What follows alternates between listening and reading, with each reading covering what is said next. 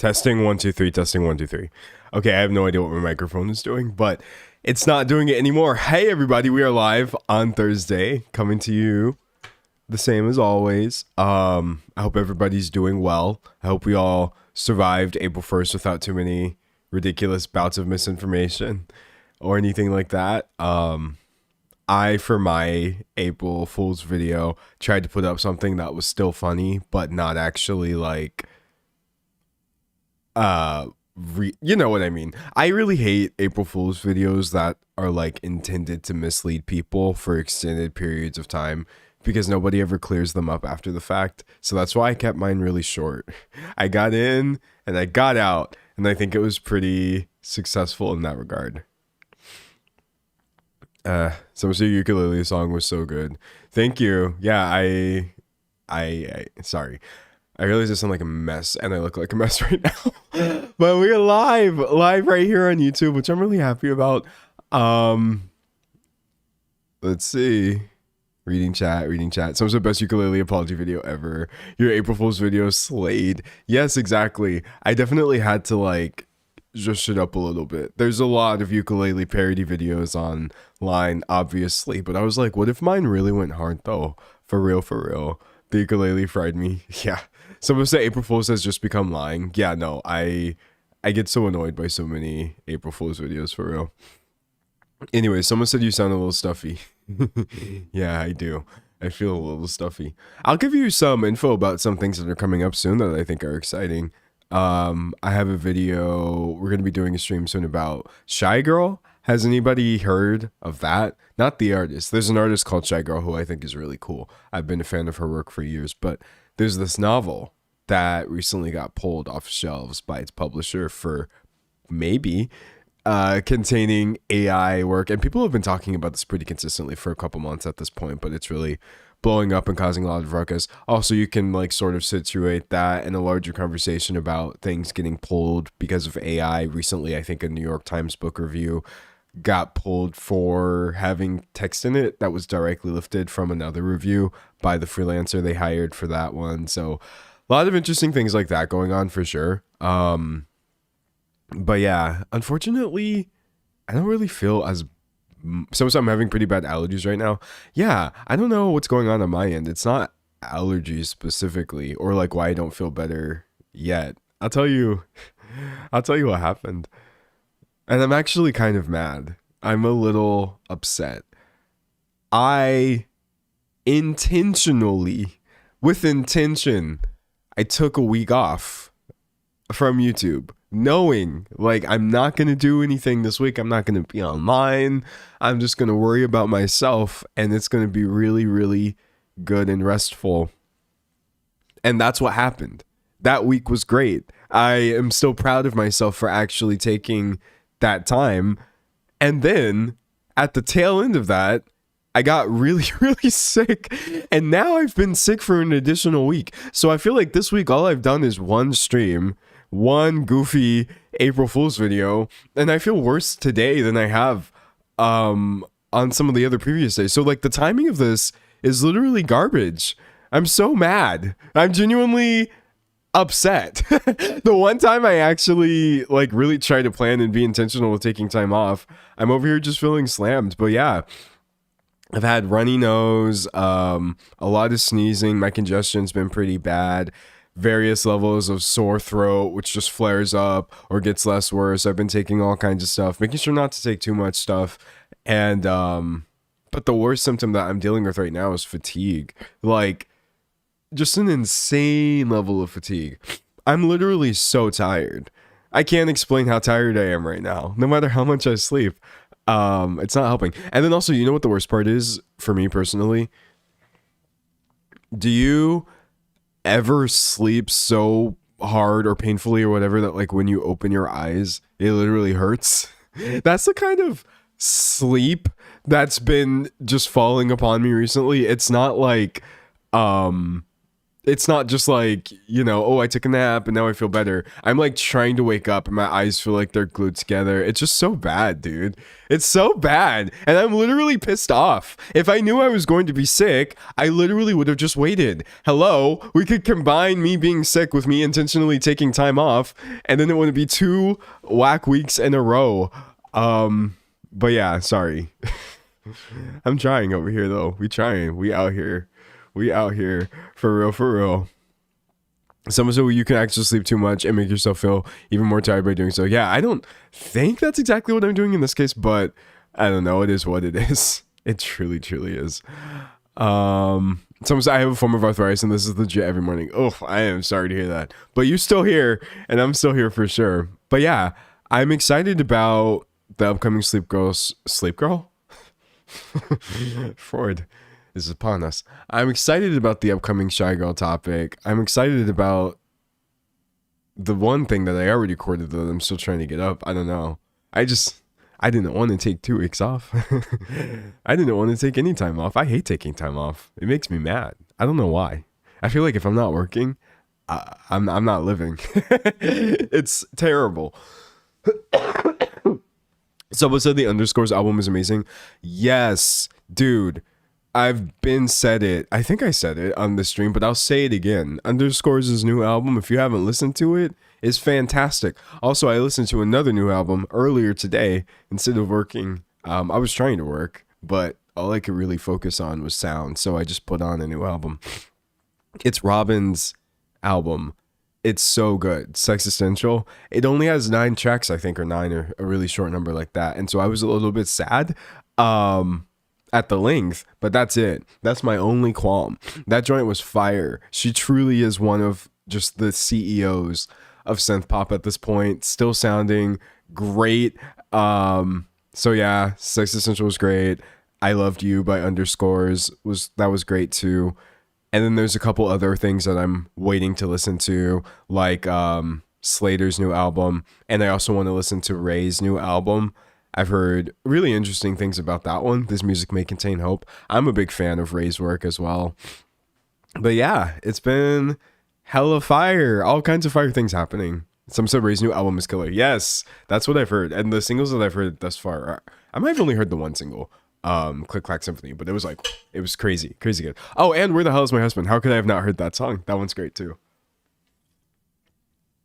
Someone said, I have no idea who Underscores is. She's a producer, singer-songwriter, makes experimental pop music, among other things. It's the simplest way of putting it. She definitely gets into some really cool stuff. Is inspired by like a lot of older forms of EDM or a lot of like niche references too. I think Underscores is pretty great. And her work for other people is really good too. For real, for real.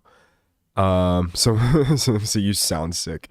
Yeah, I am aware. I truly am. Anyways, what else do we got, chat? Why is focusing so hard when you're sick, honestly?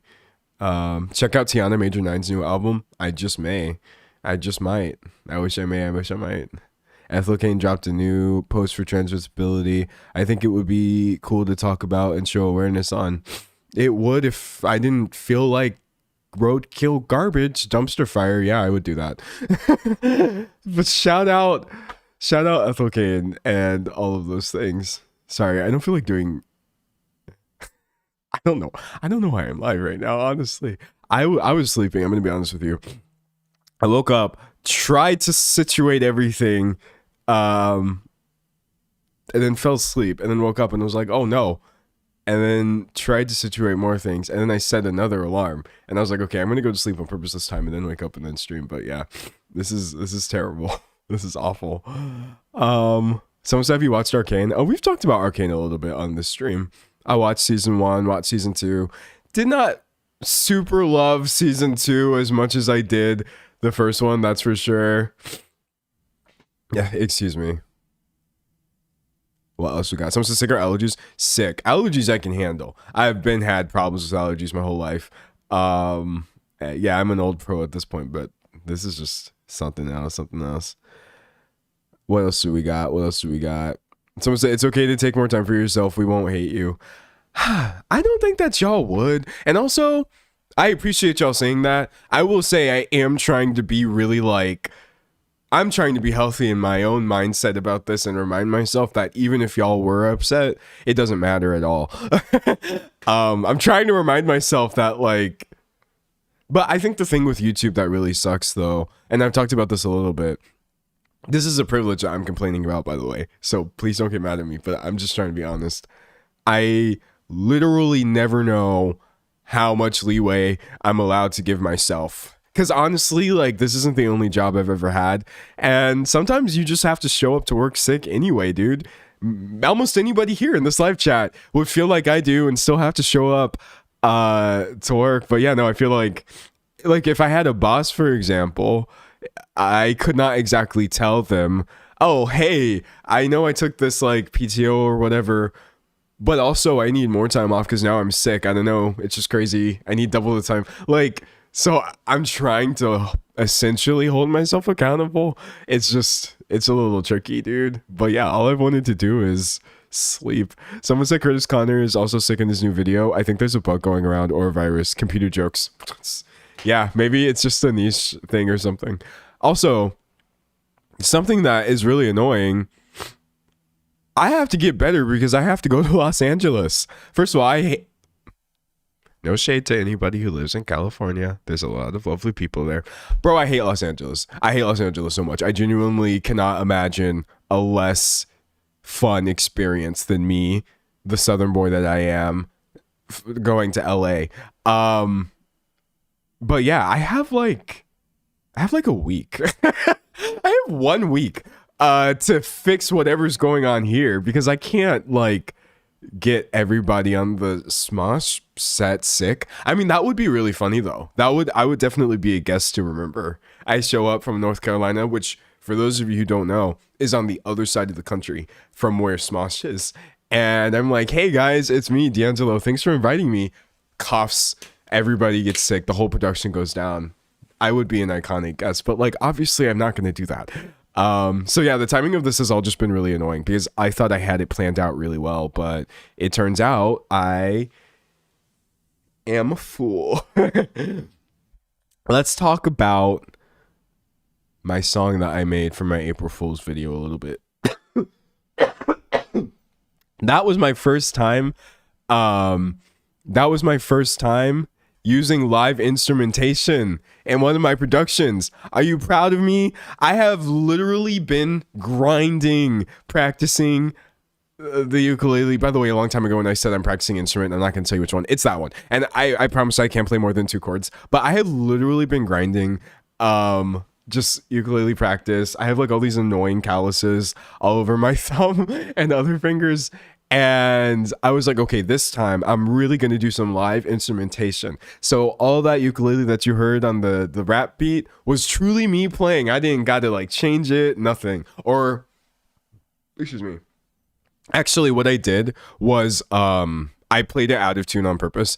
And then I like auto-tuned it back into tune. That way it has that like detuned effect because I love me some detuned acoustic instrumentation. But yeah, I really leveled up. And then the rest of that was just boring drill beats and Jersey Club loops from Splice. I found the bass line and I was like, oh, this is so good. And then I mixed and matched a few samples and stuff. But I was like, yeah, this is super hot. Super hot fire. Let's go. Someone said the shade at Hammer is amazing. I mean, we had to get at least one subliminal in there. I was like, if I'm going to be rapping, what's the point of rapping if you're not dissing somebody, right? Someone said, D'Angelo, tell the class why you're not releasing your music now. Well, here's the thing. I forget which artist I'm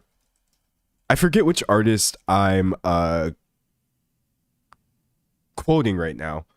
I don't remember who said this, but making music is an act of radical cringe, honestly. Music is just cringe. Everything I do has an element of cringe to it, obviously, but like when it comes to something like music, which is equally cringe and earnest, it can be very difficult to ascertain whether what you're doing sounds good. So that's a large reason why I don't release music, because I don't want to be delusional and thinking that I made something that's super hot fire and then I put it out and it's kind of like, oh, buddy, Sure, I'm glad he didn't quit his day job for a music career, because that's not happening.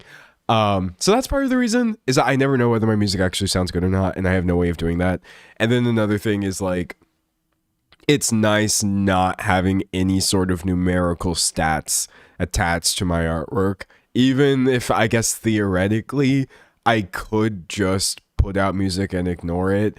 Knowing my personality type, that's not going to happen. I would be in my analytics. I would be comparing projects and being like, oh, well, in this song I did this and that song did better. And that's, to me, a very depressing way of treating your art. So right now I'm just still having fun, not caring. And that's the only way I've been able to enjoy it. But yeah, maybe I'll get to a point where I don't care so hard that I do put it out, but it is what it is.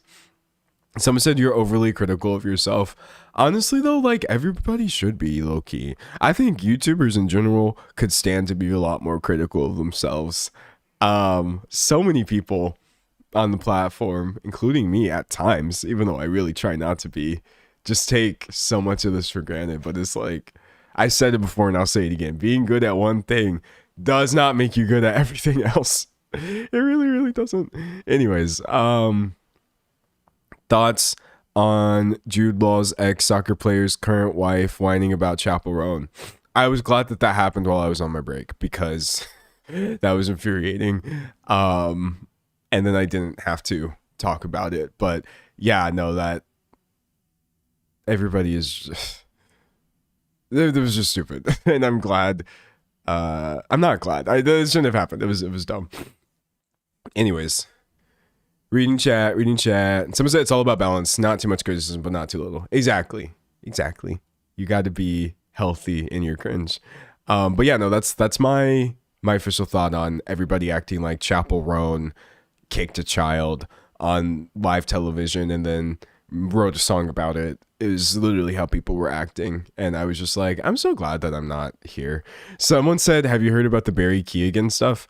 Is that where Barry Keoghan said that people online are being so ugly about his appearance that he doesn't want to leave the house anymore? Because that made me really sad. For those of you who don't know, sorry, I'm doing a horrible job. I don't have any notes. I don't have any notes.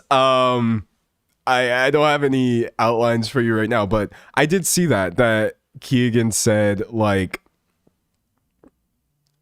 essentially people online are being so, I guess, cool towards his looks and stuff that it partially makes him just want to, like, retreat and not even show his face in public. And I'm like, that is insane. To feel. I don't know. Sometimes I really do wish that people would think a little harder about the way they criticize other people, because, like, surely he's done things to criticize, obviously, but does this have to turn into a level of hate? Honestly, that is so bad somebody doesn't want to go outside anymore. I don't know, it's bad. It's wild, dude. Someone said that actually is super sad people forget celebrities are humans. Yeah, no, bro bro, that's not right. Anyways, what else do we got? Someone said, wait, what? Who's attacking his looks for what? Bro, I do not know. Clearly he saw it. I also do feel like it's much easier to say this than to do it in practice. Recently, I think Andrew Garfield had said, like, he has a Instagram account that he uses for, like, lurking or whatever. And I really do think that nobody who has any sort of audience one way or the other and is an actual celebrity, like that level of fame, y'all should just not be online, bro. Y'all just shouldn't. I'm not trying to do the Tyler the Creator thing where it's like, how is cyberbullying real? Haha, just close your eyes, turn off the computer thing. But, like, there's nothing good there for you. You don't need it in your life. I tried to explain this to people, but it just doesn't work, man. It doesn't work. What else we got?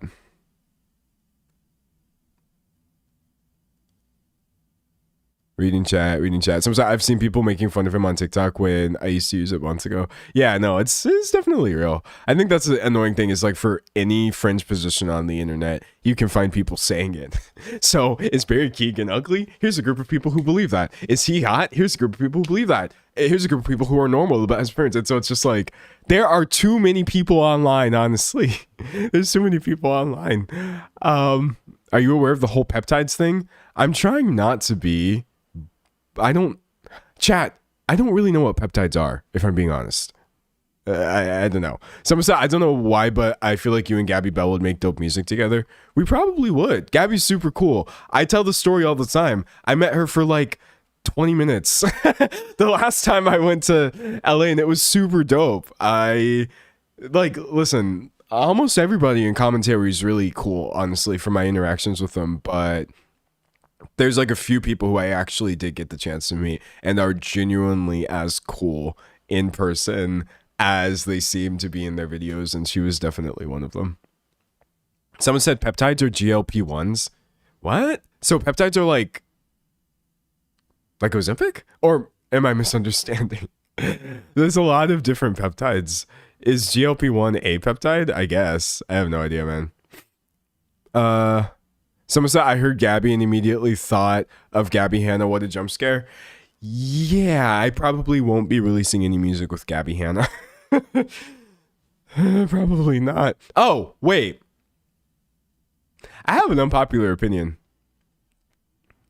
Actually, this is one of the wildest unpopular opinions I've ever shared on the internet. And this isn't a good time to share this opinion, by the way, because I think Gabby clearly has her own things going on right now. But listen, in a vacuum, multiple things can be true. I don't think her music was that bad. I don't think her attitude around the music helped because she took it very seriously, and a lot of it was kind of deeply unserious, which just made it an easy target for laughing at, obviously.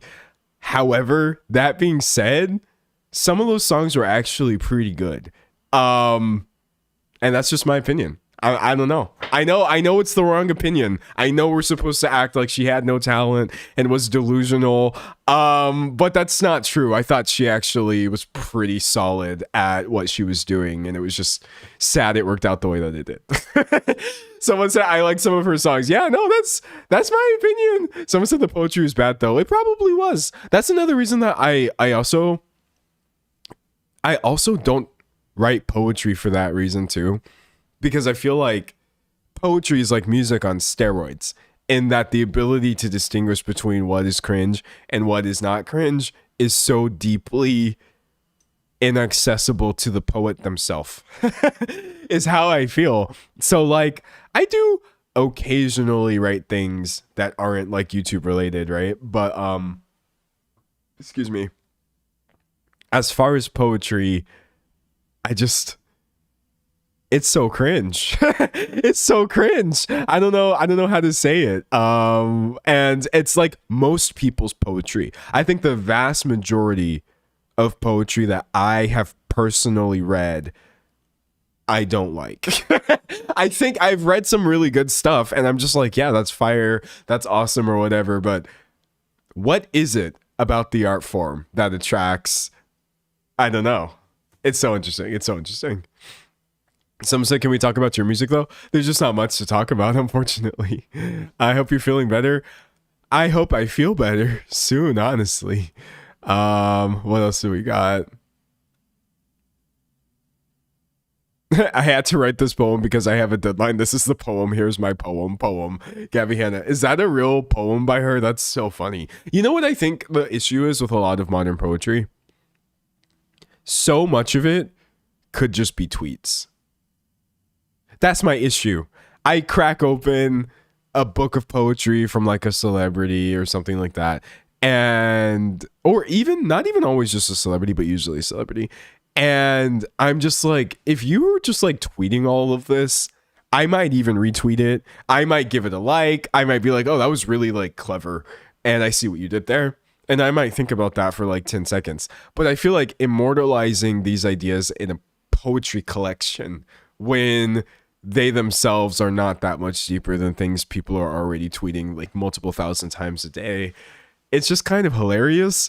And then I think too, the barrier to entry for poetry being so low is obviously a great thing, because I think the more people that create artwork, the better. So I'm glad that it's something that's easy for people to do. However, because of this,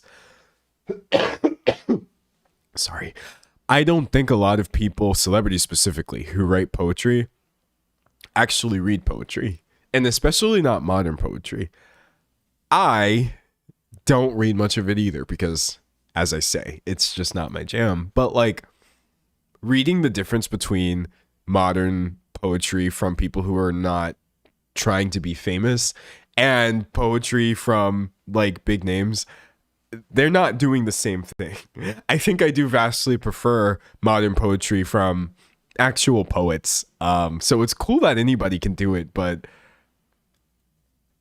I think anybody who takes up an art form should probably consume a lot of the things that they are trying to put out. So if you want to put out poetry, I think you should be reading a lot of it. I crack open a lot of poetry and I'm just like, you haven't read anything since like Plath in high school, clearly. And I'm sorry, that sounds really, really like elitist, and I hate the way that sounds, but I'm sticking with it. Anytime if you specifically have no experience in an art form, I just think you should do some research. Honestly, that's how I feel. But sorry, what can I say? I can't lie. I cannot lie, dude. Anyways, what else we got? Someone said thoughts on Drewski. I don't really have thoughts on Drewski. I don't be watching bros videos like that. They pop up every now and then, and I've seen funny ones, but he's very popular. So shout out that for him. I think there is like this sphere of people online who are so popular, I'm kind of unfamiliar with them. I could do a much easier job telling you all the details about like mid-tier internet celebrities, but people who are actually like really crazy popular, I don't really know. I don't like watch that content, and people don't talk about it that much, at least in the circles that I run in. So yeah, I couldn't tell you nothing about Drewski, honestly, but nothing bad since I don't know nothing about bro. What can I say? Someone said I'm more of a fan of limericks, lost art form. Oh my gosh, limericks, when I was a kid, were definitely my number one favorite form of poetry. I used to have those memorized too. For those of you who don't know, limericks have like a kind of like a B B A structure, with like a really specific cadence to them. And I used to just memorize them and tell them to people because I was that kind of child. I was like, do you want to hear this poem? And then I would be like, there once was a man from Nantucket. I don't know. It was, I think back about myself sometimes as a child, and I'm just like, how did I survive that? How did I do that? Okay. Someone said, can I ask if you like iNabbers content? I haven't watched too much of it. Look, this is the part of the stream where I would usually get into the video, but I'm just going to keep talking. Somebody said, I live in Limerick, Ireland. Oh, the OG. Let's go. Reading chat. Limericks are like comedy poetry in my head. Yeah, they're really silly. Like, they're easy to do. I like it when words rhyme. It's fun. Someone say AABBA. Yeah, did I say that correctly? Probably not. Someone said, hi, I just got on your live stream for the first time. Hey, welcome. Did you watch Jeopardy YouTube edition? I don't know what that is. Not all limericks are wholesome. Yeah, there's definitely a lot of them that maybe you shouldn't be sharing as a child, but it is what it is. Someone said, what are we talking about? Dude, I'm losing it. Tom Scott is back. He is. I saw that, and I got really happy. For those of you who don't know, Tom Scott returning to YouTube after a couple years is essentially like Jesus coming back, for me anyway. I love Tom Scott's content, always have been, and I'm just excited that he's doing whatever it is he wants to do now. Excuse me. Excuse me. All right, what else we got? What else we got, bro? Reading chat. I'm just reading chat. Someone said, how often do you have to shave your head? I don't know. Definitely multiple times a week. Not like every day for sure. That for me would just be too much. Maybe like 2 or 3 times a week I shave my head. My hair grows back at varying speeds, which I think is really hilarious. And I don't know why. Sometimes I can go like 5 days without shaving my head and it's just totally fine. And other times I'll be on day 3 and I'll be like, ew, it looks like I'm trying to have hair. There is just like a level. There is just like a level of hair that I don't want to have. So like this is okay. You can still see some hair on my head, but like if it gets too far beyond this, I have to dip. I have to be like, now we got to shave it off. Because now it looks like I think I'm trying to have hair. I don't want to have hair. I want to be bald. Identifiably bald. It's how I identify right now. Excuse me. Someone said, where do you buy your drip? All over the place. I mean, this hoodie right here is from Minga, London. But like, you know, I've said this before. I'll say it again. I tend not to share the brands of where I get stuff. Not because I don't want like you to be able to cop the look, but mostly just because like brands in general can suck so bad. You know what it is that one time, I'll tell you the reason. Am I on Reddit /r/bald? Definitely not. One time I put on this really cool fit. This was years ago. I was like in my early 20s. And it was dope. It had like this orange and blue with like the white, and I had on this goofy cap, and I think even a crossbody bag with like the transparent stuff going on. I thought it was such a cool look, and I literally did a whole photo shoot. I hung up, or there was like a backdrop, and I got these red lights, and I felt like the lights were matching what I was doing, and I did like this goofy pose and stuff, and I put those out, and the pictures look so good, in my opinion. And then I was like,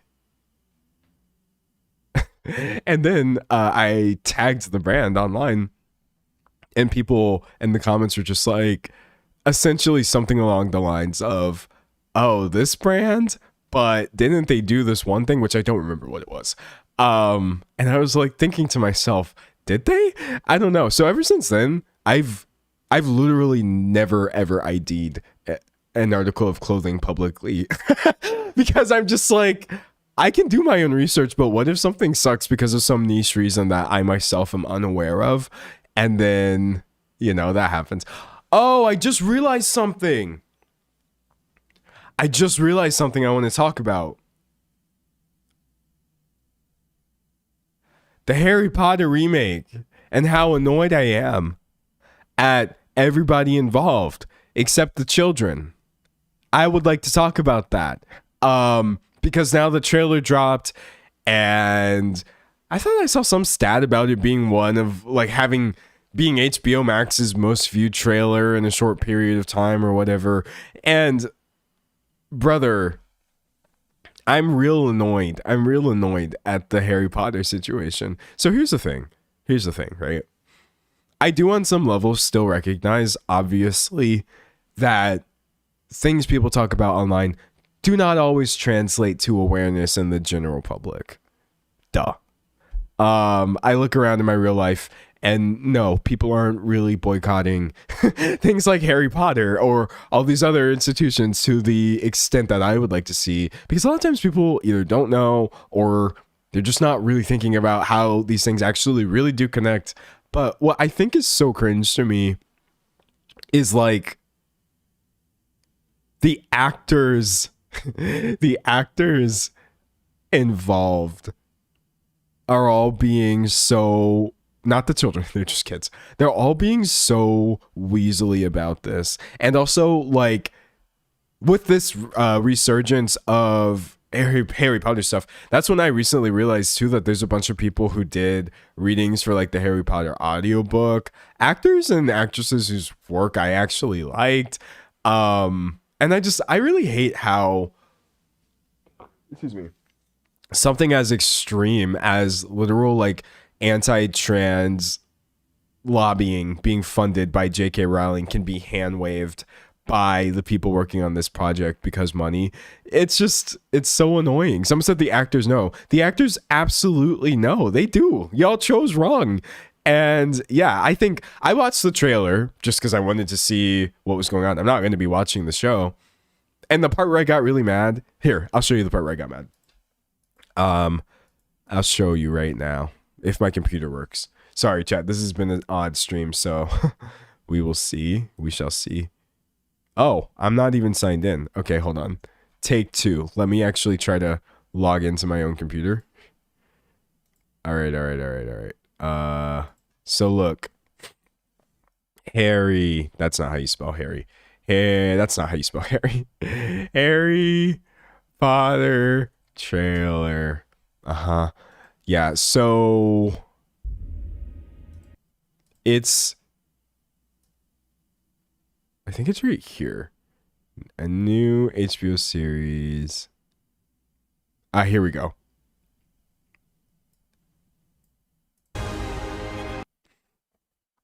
I'm sorry, but low-key, this is a crazy string of text to have in a video that has all these millions of views and people talking about how excited they are and this, that, the other. Someone said, why is your me not bald? I have to update it. I updated it on my Switch, but I haven't updated that picture from my Microsoft account. Based on the beloved books by JK Rowling, I just like this level of cognitive dissonance for me personally. I just can't do it. I just can't do it. I can't dive headfirst excitedly into something that has JK Rowling's name proudly emblazoned upon it in this way in this trailer with her beloved books that she like. Beloved, this is genuinely one of the most hateful people currently using her power and influence to enact hate and violence against marginalized people right now. So I got kind of mad. I got kind of annoyed, but obviously it's still gonna do well and whatever. I don't know. I think a lot of the times when you are doing this, some saw the comments on the trailer on. Oh yeah, the comments are hella on, bro. I think like nobody in the comments seems to care about JK Rowling. The thing is though, when you talk about these things online, other people will get the vibe that like you yourself are being delusional or something by thinking that like, oh, somebody being transphobic should exclude them from having this going on, celebrating their name and putting all this money in their pocket. They will essentially treat you like you're crazy for caring about this or saying it's not a good thing to do, or just being like, you're terminally online, nobody outside of the internet cares about this. I don't think I ever thought that this was going to be a flop. I think I just still maintain the position I've always had, which is that it's upsetting, honestly, that this is going to succeed, regardless of how I feel about it or the harm that it winds up causing. But yeah, no, it is what it is, I guess. But it's cringe, man. It's very cringe. Somebody said we could literally make original content, but we keep milking nostalgia. I know. We also quite literally do not need a Harry Potter live action TV show. I don't know what I'm saying, live action. Reboot is what I mean. Like, the movies already exist. You can watch them, even without putting money into JK Rowling's pocket if you really wanted to. I don't get it. It's very odd to me. It's not like this is actually updating it for a newer generation or anything like that. It's so dumb. Someone said the children are adorable and they wish them the best, but I also don't want this show to exist. Exactly. Also, moving on from this topic to another thing. You know what I wish would actually happen? This is gonna sound really stupid. Since we want to remake everything that exists, don't ask me why I've been thinking about this. Since apparently it's so deeply important for us to allegedly reboot these stories for new generations and new audiences, can we take some things that I actually do genuinely feel like got a little bit lost from my childhood and reboot those instead? What if somebody took like the Jimmy Neutron movie and reanimated it? I think that would be dope, because I think the animation on this movie is such a product of its time that I can't get anybody to watch this. And so it's just kind of unfortunately like too old looking. There's some other movies that I would call for this too. Let's see. This first movie, honestly, it might have its issues, but I don't care. Hoodwinked was a dope movie. I rewatched this recently. You know what? Reanimate this one. People are saying, please no. Okay, listen. I agree with you that it's okay to just leave things the way that they are. But if we have to reboot things, can we reboot things that actually could use a fresh coat of paint? But no, I mean, don't do it, honestly, because it's all just cringe and bad, and it makes me sad. Anyways, somebody said it would be kind of refreshing to see new Jimmy Neutron. I think it would be super dope. I feel like it's been long enough. Or maybe there is a new Jimmy Neutron, because there's always new everything.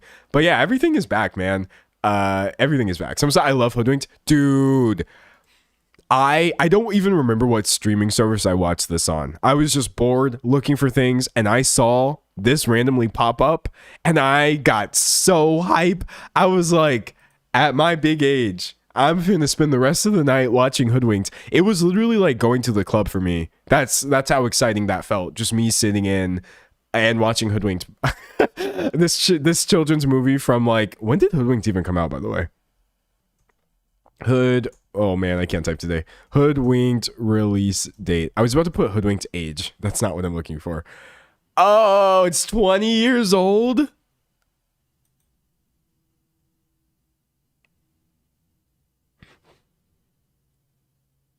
I don't like the way that information feels. But anyways, watching this 20-year-old kids movie was genuinely amazing. Genuinely amazing. Oh, 20 years, man. That's wild, dude. That's absolutely wild. Someone said, did I? That movie is so funny, okay? Like, it's so endlessly quotable. And what literally surprised me is I remembered the entire movie. The whole movie. I probably have not watched this film, I'm trying to think, in like 15 years. At 15 minus 12. Yeah, I probably haven't watched this film in like 15 years. When I was 12 was the last time I saw it. And it was, every single line came back to me. I was quoting it. I was singing along with Anne Hathaway. Oh, speaking of Anne Hathaway, she's going to be in this new movie called Mother Mary, which is like this fake pop star number. And you know what's really funny? I'm not vouching for this movie, by the way, because I don't know anything about it. But I feel like a lot of times when they try to do like fake pop star characters and they have them release music in real life, the music is always mid. But low key, I thought that the two songs that Anne Hathaway put out so far have been pretty fire. I'm not going to sit here and lie to you. I'm really not going to lie to you. I think they got like Charlie XCX and also FKA Twigs on production credits or songwriting credits. I listened to these and I was like, this fake pop music is dope. So yeah, I didn't think that Anne Hathaway would wind up in my pop playlist in 2026, but she very much did. And her voice is really cool. I heard her do stuff for like Les Mis, which I wasn't super into because I'm not just like, I'm not a big musical type dude, but this stuff, I was like, this is fire. Someone said the Black Mirror Miley Cyrus song was kind of fun. I agree. I literally agree with that. Hold on. So Ashley O, who is a fake, another fake pop star in a Black Mirror episode, put out the song On a Roll, which is a parody of a 9 Inch Nails track. And low key, I streamed the hell out of that song. I'm not gonna lie to you. Listen. I actually thought that the song was dope. Okay, it was really fun. Did I even watch the Black Mirror episode that it was from? No, I don't really even watch that show. But I was like, Ashley, oh, Miley Cyrus, Black Mirror, what's this? It was dope. What can I say? Someone said I love that song so much. It's a really good track, bro. It really, really is. All right, what else we got? Some say Anne Hathaway has always had pipes. It's such a bummer how she doesn't sing that much. There are some people in Hollywood who are really good at singing and they just don't do it, which is really interesting. Like, you don't have to sing often if you don't want to, but like, there are people who literally could have had a music career if they want. But hey, you just got to follow your interests. It reminds me of like when I was a kid and like you expressed any sort of interest in doing something and then all the adults in your life are going to try to force you to go pro. Like you're like, oh, hey, I drew a little bit. Look at this. And then like everybody forms a coalition and they're like, okay, you're going to become a professional artist because we're going to support you. So here are art supplies. Here's your plan to get into school. Here's how you're going to be able to do this. And you're like, wow, I really just did that because I was having fun, but that's okay. Or at least that's my experience. So sometimes when I see people are really good at things and they don't do it often, I actually am envious of them because I'm like, it's a pleasure to only be able to do things when you want to and not get pushed into doing everything professionally or all the time. Someone said Amanda Seyfried.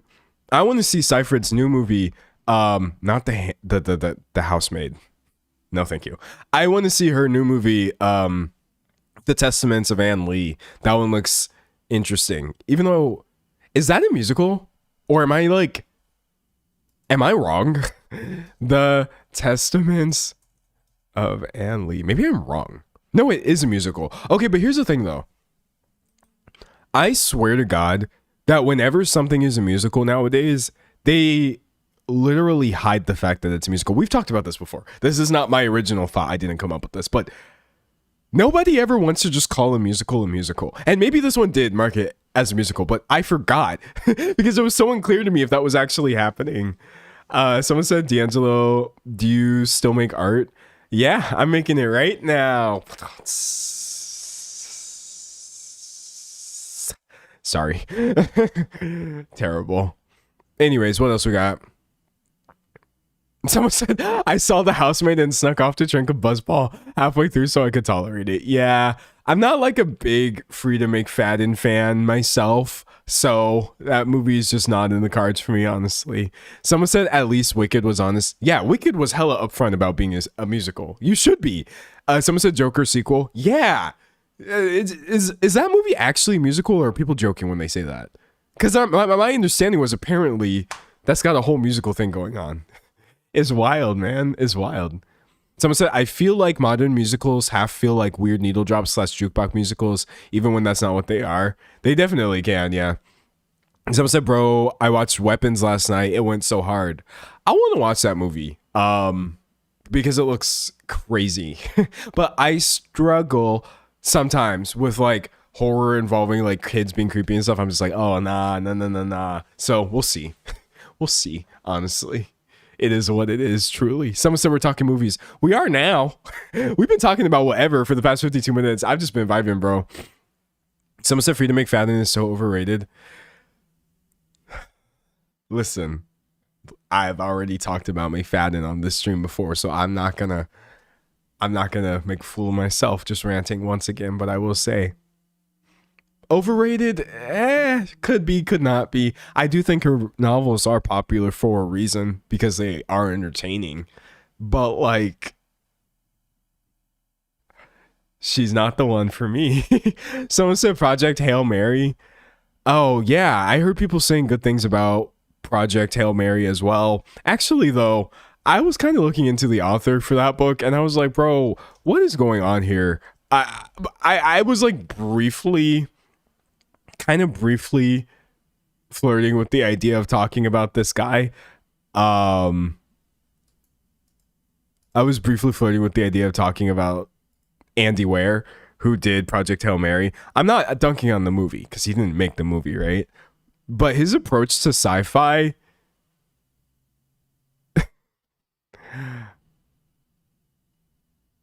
dude. And sometimes I feel like that the urge not to be that dude who's like, oh, you know that dude kind of sucks, right? But no, I'm mostly just saying he is literally so like How could you think this way while being a science fiction author is what I'm asking here. Um okay, wait. So I have literally pulled this. I've pulled this from a random website called Outkick, which I know nothing about. Nothing. Nada. Not one thing. But they're quoting him being on the Critical Drinkers podcast, which I'm telling you right now, red flag extraordinaire. Red flag. More red flags than a Canadian gift shop. Okay, listen. This dude sucks so bad. Terrible person and content creator. And so him even going on this dude's podcast was such a red flag to me. And then the things that they were saying. So apparently the Critical Drinker himself was saying like the movie is good. He's a Critical Drinker was saying like, oh yeah, Project Hail Mary is good because it avoids the quote unquote crappy identity politics or whatever. And Jordan, and then Ware says, I think you and me are kind of on the same wavelength there when it comes to fiction writing, he explained. I never put any politics or messaging in any of my stories at all. There's no deeper meaning. There isn't even any symbolism, even non-political. There's just no symbolism at all. My books are just purely to entertain. And I'm just like,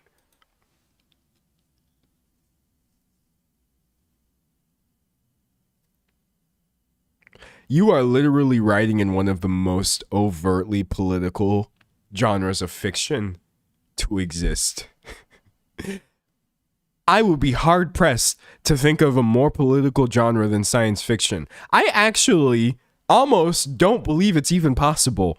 I don't even believe it's possible to write sci-fi without having political opinions or slants in it. But yeah, just to be on this dude's whack anti-woke podcast where he's complaining about how woke things have gotten, and you're like, yeah, I don't put politics in my stories. I'm just like, man, you suck so bad. But listen, it's a whole movie with a bunch of other people in it. So I'm still actually low-key kind of interested in the movie itself because I've heard good things about it, right? Like, this isn't exactly anybody in the film's fault or whatever, but what makes it so annoying, I think, is that, like, the things that people consider to be politics versus not being politics. I'm so tired. Someone said, not D'Angelo. I disagree with you. Of course, sci-fi without politics is possible. I mean, it depends on what you mean by that. Sci-fi without politics is possible? I mean, I guess if you're writing... I don't even know how you would do that, though. Because speculative fiction, in general, a lot of times does typically use differences between our world and the world being imagined as like a jumping off point to explore things. And you certainly don't have to do that if you don't want to. But here's an example. Like, actually, this kind of leads into what I was going to say. So many things that I believe are totally political wind up not getting considered to be political at all. But then things that I actually don't think are political are what get labeled politics. So for example, somebody in chat writes there, said black people being in movies is called politics. That's what I'm getting at. He and the Critical Drinker being on this podcast are obviously referring to, oh no, my sci-fi property now has a woman in it who is black or whatever, and you're going to complain about that and call it politics or this, that, the other. But then you're like, oh yeah, my sci-fi property is presenting visions of clean energy. Or, oh, we're talking about relations between different beings and overcoming xenophobia, interplanetary xenophobia. All of these things are not political to you somehow. That's just a good story. But like, God forbid you have anybody who is like marginalized in any way being censored in your stories, and then all of a sudden it's a political thing. So like, I would agree with there could be non-political sci-fi to the extent that I don't think almost anything that is politicized should be. But like, no, dude, it sucks so bad. It really like pisses me off. I think like when you say political, I think most people's minds go to like Democrats versus Republicans, and that's not what I'm talking about literally at all. that's not what I mean. It's truly not it. I genuinely think like this is such a whack way of approaching stories, honestly. Someone said the origins of the genres are inherently political. They really are. Like, I'm not making it up. I swear. I promise. I'm truly not. Someone said everything about me has been politicized. I feel similarly too, for sure. Where it's just like, I'm tired. I'm tired, boss. I'm tired. That's how I feel at the end of the day. But it is what it is. It definitely is what it is. So American politics is not all there is. Yeah, no, definitely not. And thank God for that, right? Oh no. So how is anyone here being pedantic? I don't think anyone's being pedantic. Yeah, no, I feel like we're all largely on the same page, even if we're not all using the same words right now to describe this. But it is what it is, man. It definitely is what it is. Someone said it's draining. Yeah, it is. Why can't I just be, I don't know, non-binary without it being a problem? Why can't I be black as hell and it's just is what it is? But that's okay. We here. Let me be neurodivergent in peace. It don't gotta be a problem. That's okay though. We'll get there. Eventually. We'll get there. I guess, you know what it is too that bothers me? It's like, the privilege of being able to engage in things non-politically at all ever is truly taken for granted by people who don't have aspects of their identity politicized against their will. And things like that really jump forward when you're saying like, yeah, I'm writing stories that aren't political at all. I'm not engaging in these crappy identity politics. And it's like, because you do not have to. You don't have to. Nobody actually is like, foisting this upon you. I think ultimately, for as like vocal as I can be about certain things, my actual goal would be that nothing I experience as a political issue would be thought of as such, and everybody's human rights would honestly just be a given. Duh. And policy having to be written in a way that prioritizes people's human rights first wouldn't be something that anybody is disagreeing over. Yeah, I do think for sure, like, now I'm just complaining about people who aren't even here with us right now. They're not in the room. But I think for sure, a lot of people, I'll bring back up this quote because this quote really sucks from Gavin Newsom. Gavin Newsom talking about he wishes that we would be more culturally normal about pronouns and stuff. Yes. Newsom's message to the Democratic Party, be more culturally normal. Talking about we should be less prone to spending disproportionate amounts. Oh, wait. Sorry. Okay. We should be less prone to spending disproportionate amounts of time on pronouns, identity politics, and more focused on tabletop issues, things that really matter. I could be so much less focused on things like pronouns and identity politics if like we weren't literally being erased because of it. What are you talking about? That's how I feel about a lot of this, like, political stories versus non-political stories. Like, it must be nice living in a world where the idea of something being apolitical even, like, is real. Because that's just not reality for me. It's truly not. And when people say you should be less political or whatever, I cry. I truly do. It's not good. Somebody said no more pronouns. Those are woke. Yeah, no, like we should. Let's just move past pronouns as a society and we'll all be good. Anyways, that's all we've got. I actually genuinely do not want to talk about, I don't want to talk about politics anymore today. So instead of being queer is normal, actually, it's literally so normal. It's so deeply normal, but alas, not in a heteronormative society. So alas, one does what one must. Yeah, no, that's literally the thing, is like, I just want to be as culturally normal as everybody else gets to be. Somebody said when normal means like him. Yeah, no, this is a painful part for real. Anyways, it is what it is though. I'll continue being hella abnormal for as long as the situation requires it. Um, Somebody said, is it possible that he's trying to unify us into macro issues instead of dividing ourselves into increasingly more granular pockets, which allows Republicans to run rampant? No. That's a great question, and I'm going to read it again. Is it possible that he's trying to unify us into macro issues instead of dividing ourselves into increasingly more granular pockets, which allows Republicans to run rampant? No. He's just pandering to conservatives. Just so you know. That's what he's doing. And like wanting to do that is fine, I guess, but making these like broad statements that somehow magically wind up throwing trans people or queer people under the bus like this is absolutely not done in the interest of actually unifying us, of having any sort of political power. It's 100% done to get yourself brownie points with people who honestly weren't going to vote for you anyway.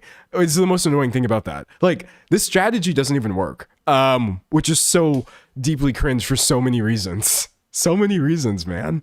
But it is what it is. Someone said, what are the macro issues? Yeah, that's a good question too. Like, who decides what issues are worth putting your effort into and which ones are not? That would be very dependent on who you're asking. Someone said trans rights aren't a granular issue. Yeah, no, it's when people are literally having their like birth certificates and driver's licenses revoked, quite literally losing your rights that everybody else has by the hundreds or 1,000 plus people recently that happened to. I think I want to say it was, I don't remember what state it was, but like these aren't granular issues at all. Also, one thing that people really try to do a lot is downplay the amount of people in this country that are like transgender or queer or LGBT or whatever, trying to make it sound like actually this little tiny thing over here in the corner that a few people are screaming about, while we focus on all these other big things, and we can't just change society to address the needs of a few. First of all, yes, we can and should. And secondly, that's just not even the reality. Like, these quite literally are not just random granular issues, dude. They're really, really not. Anyways, that's all we've got. That's all I've got for that. Me literally saying, by the way, I don't want to talk politics, and then just talking about it more and more is crazy. But what can you do? It's everywhere. It's truly everywhere. Someone said, I'm from a small town in Michigan, and almost everyone I know is queer in some way. Yeah, no, like, and even if we weren't, I've said this before. I said this a while ago on stream, but like, truly nothing wrong, by the way, with even changing the policy of a majority to help the minority live easier. That's actually not even a bad thing or something that we should act like is annoying or cringe. Honestly, if there was literally like 10 trans people ever, just 10 people, and all 10 of those people were like, hey, we need some help with this one thing, I really don't care, honestly, if you're dealing with 99.99999% of people having to accommodate something that doesn't affect them personally. Okay, and what? But it's also definitely not 10 people. It's so many more than that, honestly. So many people dealing with these issues. But yeah, even just this idea of like, oh, don't worry about the small issues. Human rights are not. They're not a small issue. And it is what it is, man. It truly is what it is. Anyway, someone said, can we support Miss Rachel for helping platform kids' voices who are victims of ICE? For every Miss Rachel hater in the world, I will be speaking up louder saying, let her do what she has to do. Honestly, point blank period, Miss Rachel is literally the person we need right now in terms of being a good role model. Look, I don't think that most people deserve their platforms, if I'm being honest. The word deserve is really loaded. I wouldn't say I deserve a platform. I just put up some videos and now people listen to them. But in terms of actually genuinely using your platform to advocate for people who don't have as much power as you or whatever, Miss Rachel's truly the one. And it's no wonder that she pisses people off so much. Like, if you look at who doesn't like her, that's a pretty good sign. That's a pretty good sign of her probably doing something right, honestly. But yeah, anytime I see her in the news, which is a lot, it's because she is raising awareness for children somewhere. And because people are so like deeply xenophobic or whatever, they try to make this somehow seem like a bad thing. But I haven't really seen her do anything regarding that policy that is bad. Yeah, it's just the way people are, though. Like, I accidentally wound up in a Fox News rabbit hole. You may be wondering, how does that happen? I open a lot of tabs, y'all. Y'all see me on my typical streams. I be opening tabs. I was reading this this copy about her, and I was like, why are they talking about her like she's Satan? And then I realized, like, oh snap, this is like right-wing media trying to demonize this person. It wasn't Fox News specifically, but yeah, no, like, let her do what she got to do for real.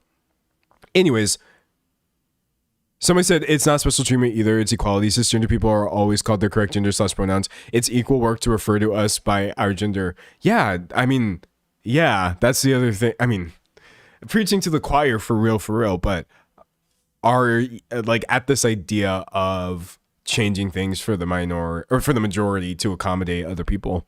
The accommodations aren't special treatment. They're, as you say, literally just the same privileges and rights that everybody has. So even just the idea of accommodation, I think, really throws people off. And I'm just like, nobody is telling you to lose anything. It's wild, man. It's truly wild. But you know what's wild? This is going to be a really clunky analogy. I need y'all to work with me through this clunky analogy. There's a lot of people right now that literally act or actually genuinely believe that they are like Rosa Parks being asked to give up her seat on the bus is how some of y'all act when we say, actually, we need equal rights for all people. And they're like, oh, how dare you ask me to not be transphobic, or how dare you ask me to be, you're infringing upon my rights. I'm standing up for myself. I'm not doing it. But the thing that you're fighting for your right to do is actually disenfranchise other people. But you're over here acting like you're actually doing some form of social advocacy right now.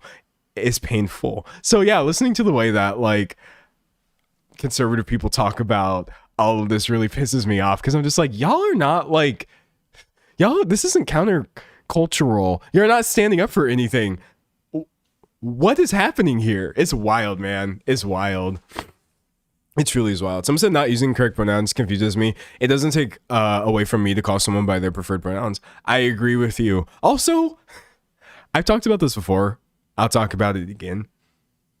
It's literally so forced, honestly, misgendering people. I'm sorry. Listen, making mistakes and just slipping up. I accidentally misgender cis people sometimes.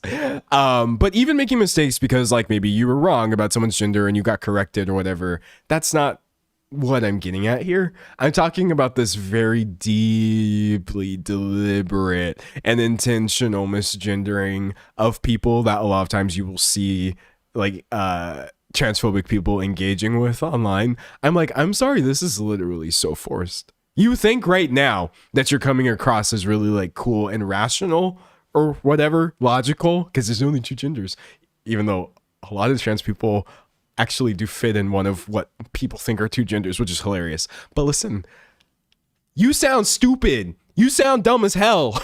Mister, you are the only one misgendering this person right now, and you actually sound ridiculous. I hate like the intentional misgendering of people, because I'm just like, why are you the only person using the wrong pronouns in this scenario? It doesn't make you sound smarter. It just makes you sound like you're lacking in a lot of things. A lot of things. Reading chat. Someone said my mom intentionally dead named one of my former friends to his face. Also referred to him by his dead pronouns. It's irritating. It's beyond irritating. It's just not, like, stop doing it. You're not achieving nothing at all. For real. Somebody said the one time Ben Shapiro tried to talk about Laverne Cox and tried to misgender her but kept correctly gendering her. It literally, for the people I'm talking about, takes more effort to misgender somebody than it does to just respect their identity, respect who they are, respect them as people. And yet they will put the work in. They're like, oh, we're gonna do it though. We're truly gonna do it. It's not it, man. It's not it. But anyways, Someone said transphobia is bad for all of us. Look at Imani Khalif, for example. I talked about that years ago. I don't remember which Olympics it was. But yeah, like a couple years ago, where you saw somebody who was actually not even a trans woman just getting hit with all this nasty anti-trans like rancor, and people's like witch hunt to oust all trans people from existence and stuff like that. And it's like, it really does affect all of us. It's not good, man. It's not good. Truly, truly not. But anyways.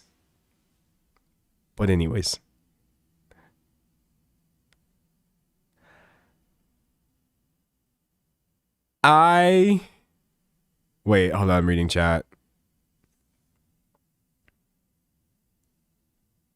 Wait, hold on. Somebody said my grandma refused to use they, them for my friend, and I just kept correcting her. She got so annoyed. This is going to be my last point. My last point.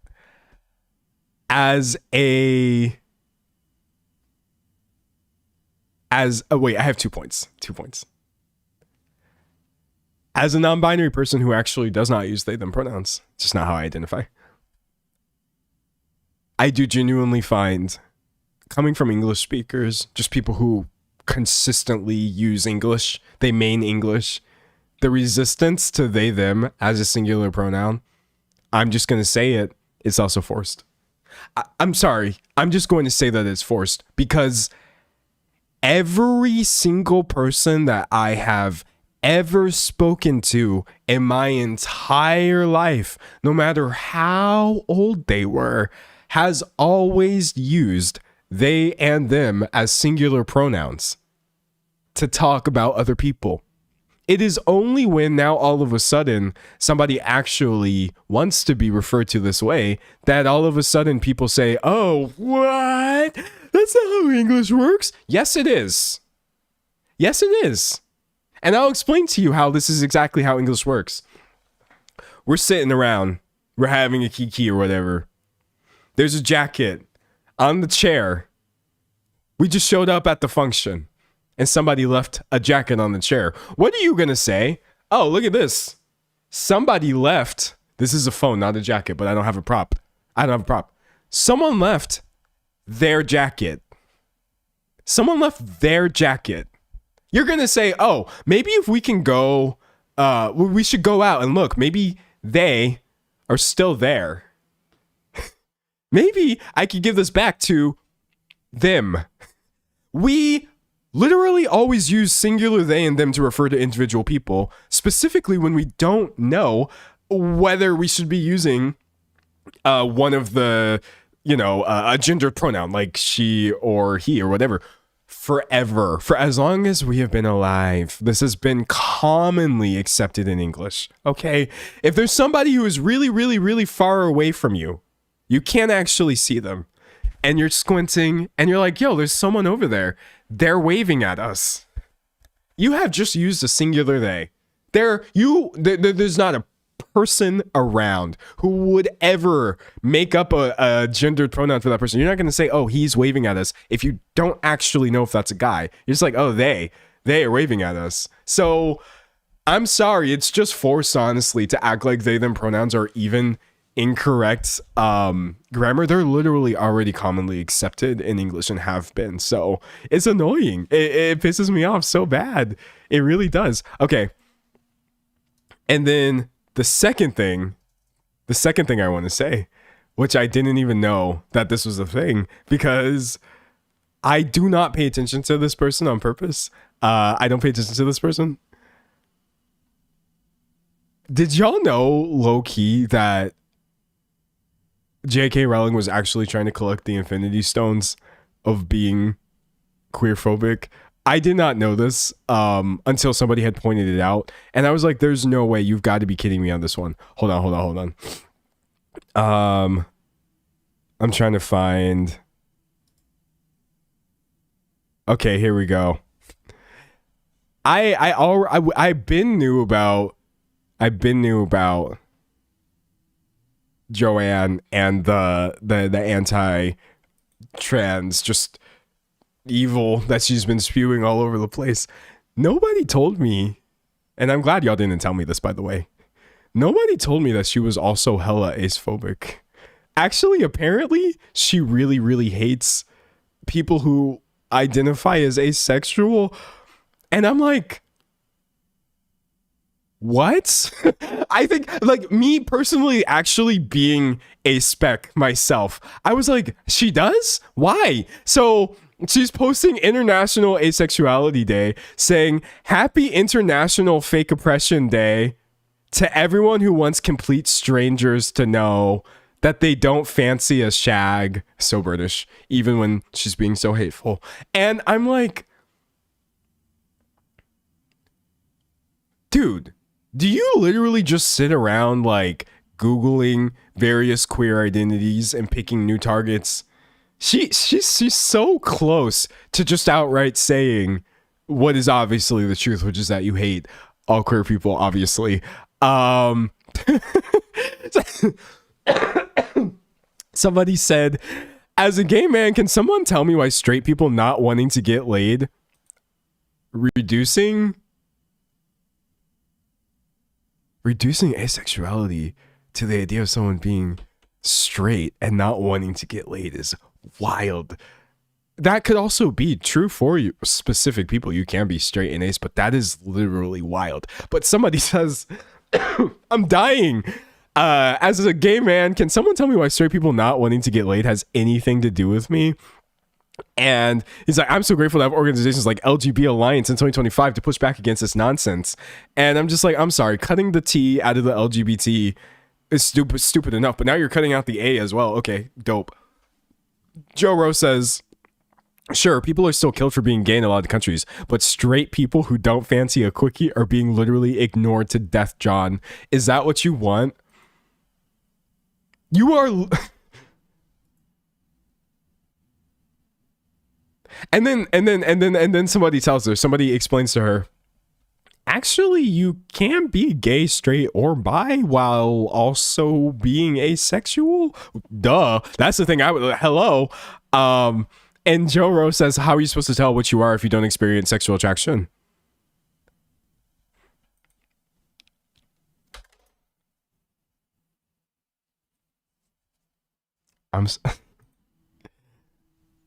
Like, you're just not,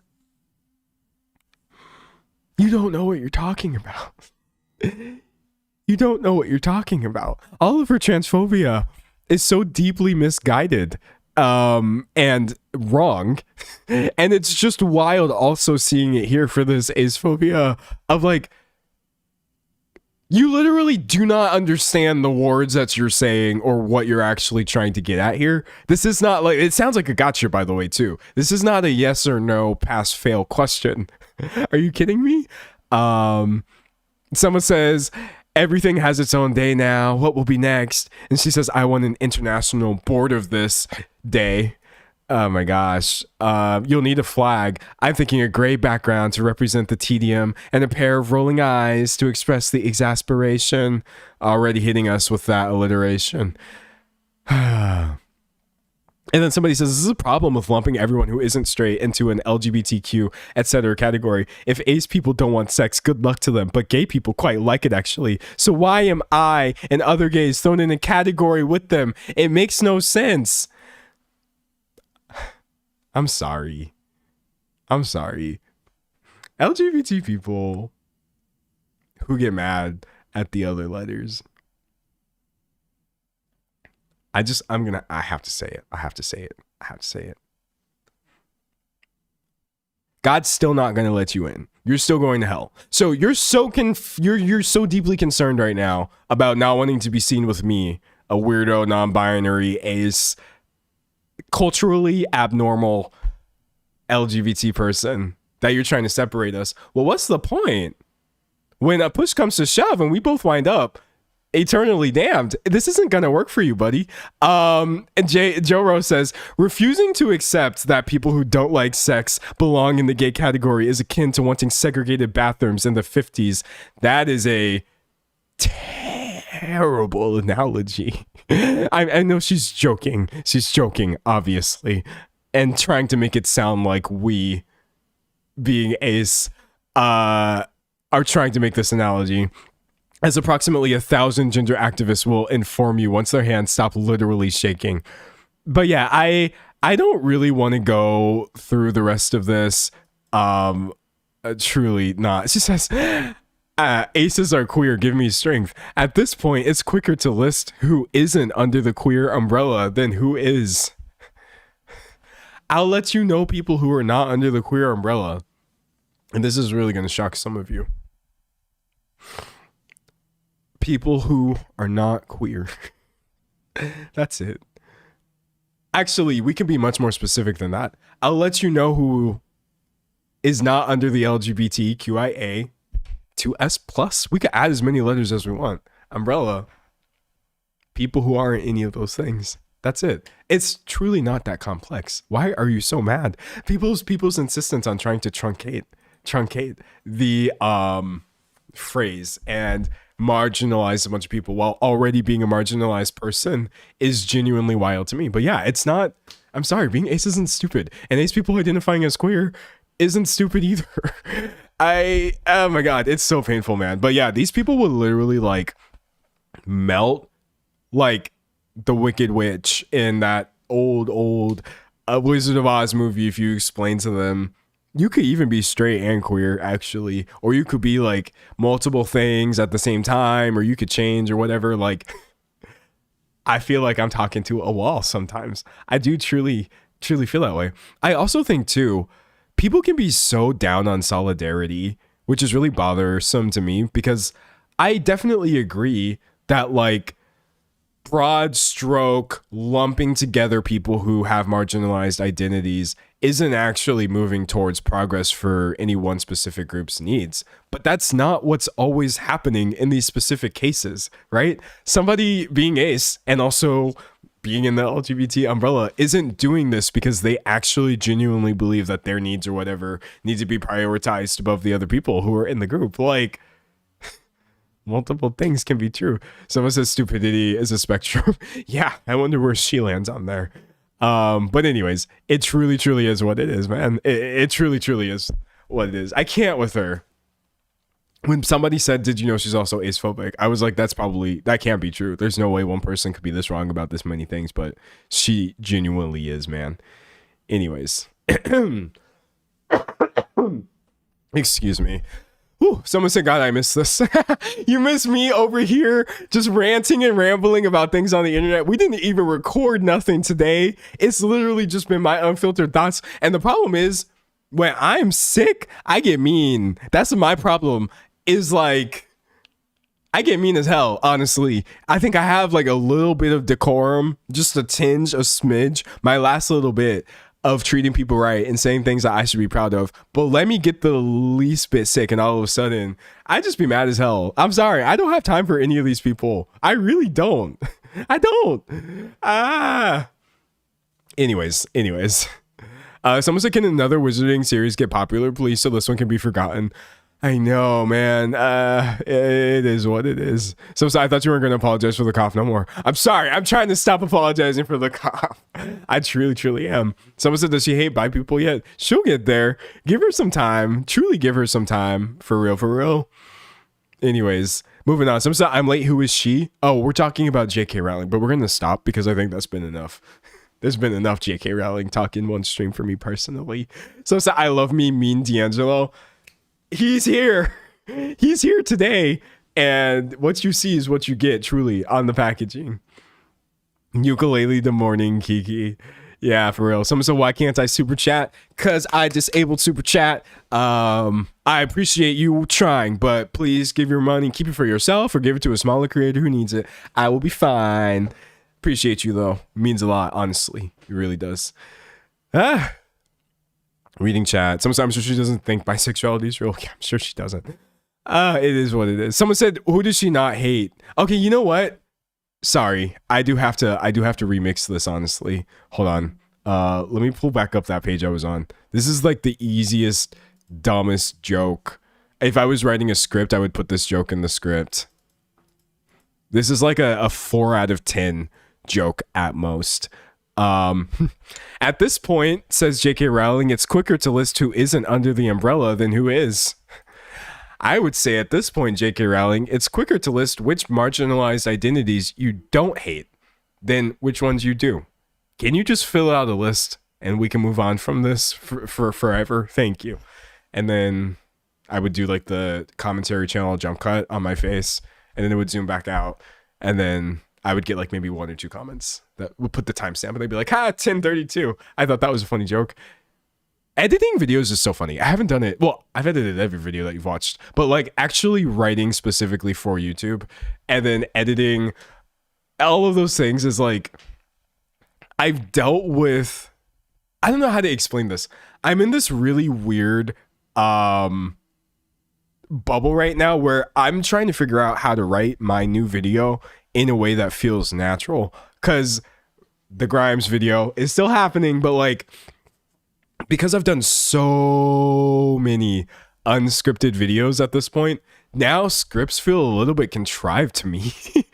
And so like I'll sit down and I'll try to put a joke about whatever I'm talking about, and I'm like, that's kind of contrived, and I'll delete it. Or like even the structure of a lot of what I've been playtesting like it's a video game, playtesting for this Grimes video, I'm just like, something about this is not hitting. So I'm having to learn how to do commentary, written scripted commentary, in a way that still feels natural to deliver, because I have literally been I've been streaming too much. I've streamed too much. Someone said, I don't know if I believe in the Grimes video. You shouldn't. You should not believe in the Grimes video until it happens. You understand me? Right now, I'll show you what the Grimes video is. I'm going to show you what the equivalent is. Kingdom Hearts 4. There's this video game that allegedly maybe will happen at some point in the future called Kingdom Hearts 4, for those of you who don't know. Okay?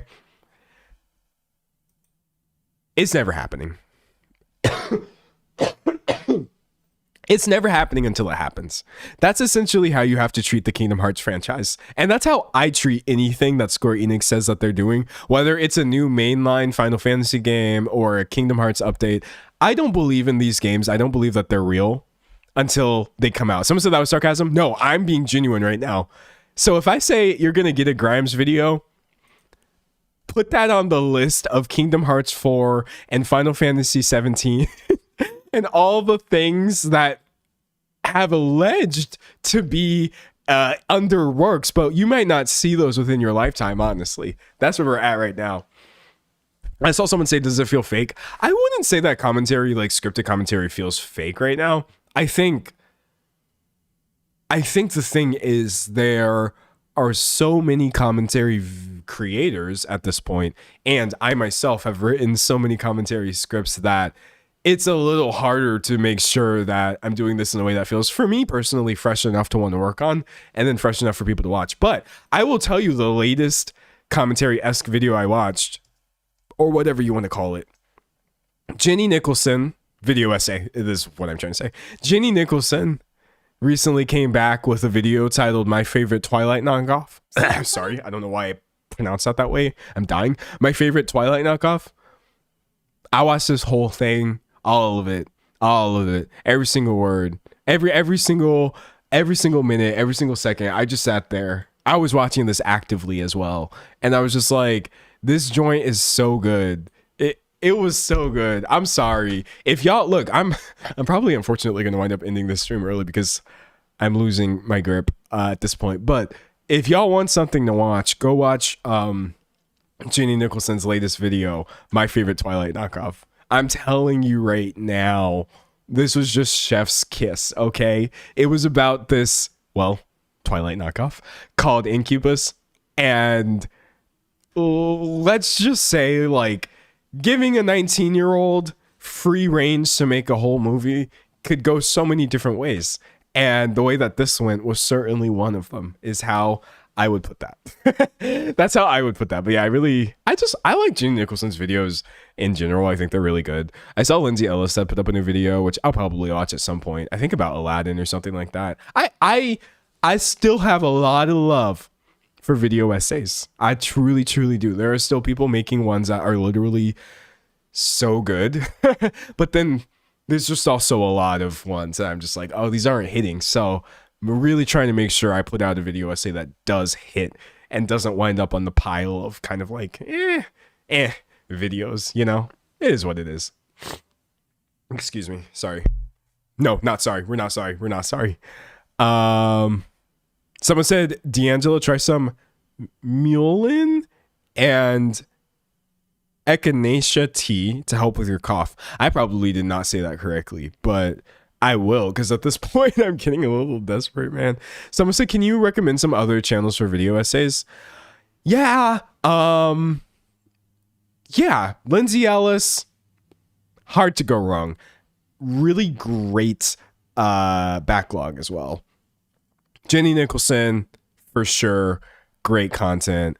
Shanspeare. I really like Shanspeare's videos. Who else could I recommend for video essays? I mean, there's the ones that like everybody already knows, obviously, but Drew Gooden, who I'm sure most of you already know at this point, does release some really good video essays. Yeah, he still does traditional commentary, but I think his essays are really dope. That's like a list right there. I would have to think about it a little bit harder, but yeah, there's some really dope stuff. Strange Eons. Yes. Oh, I'm gonna do my quarterly Strange Eons shout out. For real. Strange Eons. Truly, I swear to God that this is one of the greatest backlogs on the platform. I'm telling you right now, this is one of the greatest backlogs on the platform. Strange Eons videos are literally so good. The topics, they hit every single time, and there's just such a wealth of internet nonsense to find on the Strange Eons channel. So, okay, there you go. That was my 5 recommendations right there. Someone says Shakespeare is amazing. Yes, agreed for sure. Mina Lee. Yes. Oh yeah, Mina's stuff is really good for sure. And also, obligatory mention, Mina was one of the few commentary channels I got to meet in person, a real person, and super dope, honestly. Really, really cool. But yeah, no, commentary, I think, is actually in a really great space, if you ask me. But it's in a weird space too, where you have a lot of strange things going on. But you could literally pry this genre out of my cold, dead hands. Do you understand? That's how I feel about commentary and video essays. Like, I'm so sorry. If at the end of the day, it's just me making videos for 3 people, I'm going to be doing that because I love a video essay about a topic that I never asked. I didn't care. I didn't know what this is. I don't even know if I'm going to remember too much of this after the fact. I want people to rock my world consistently, and it happens. It's really great. Anyways.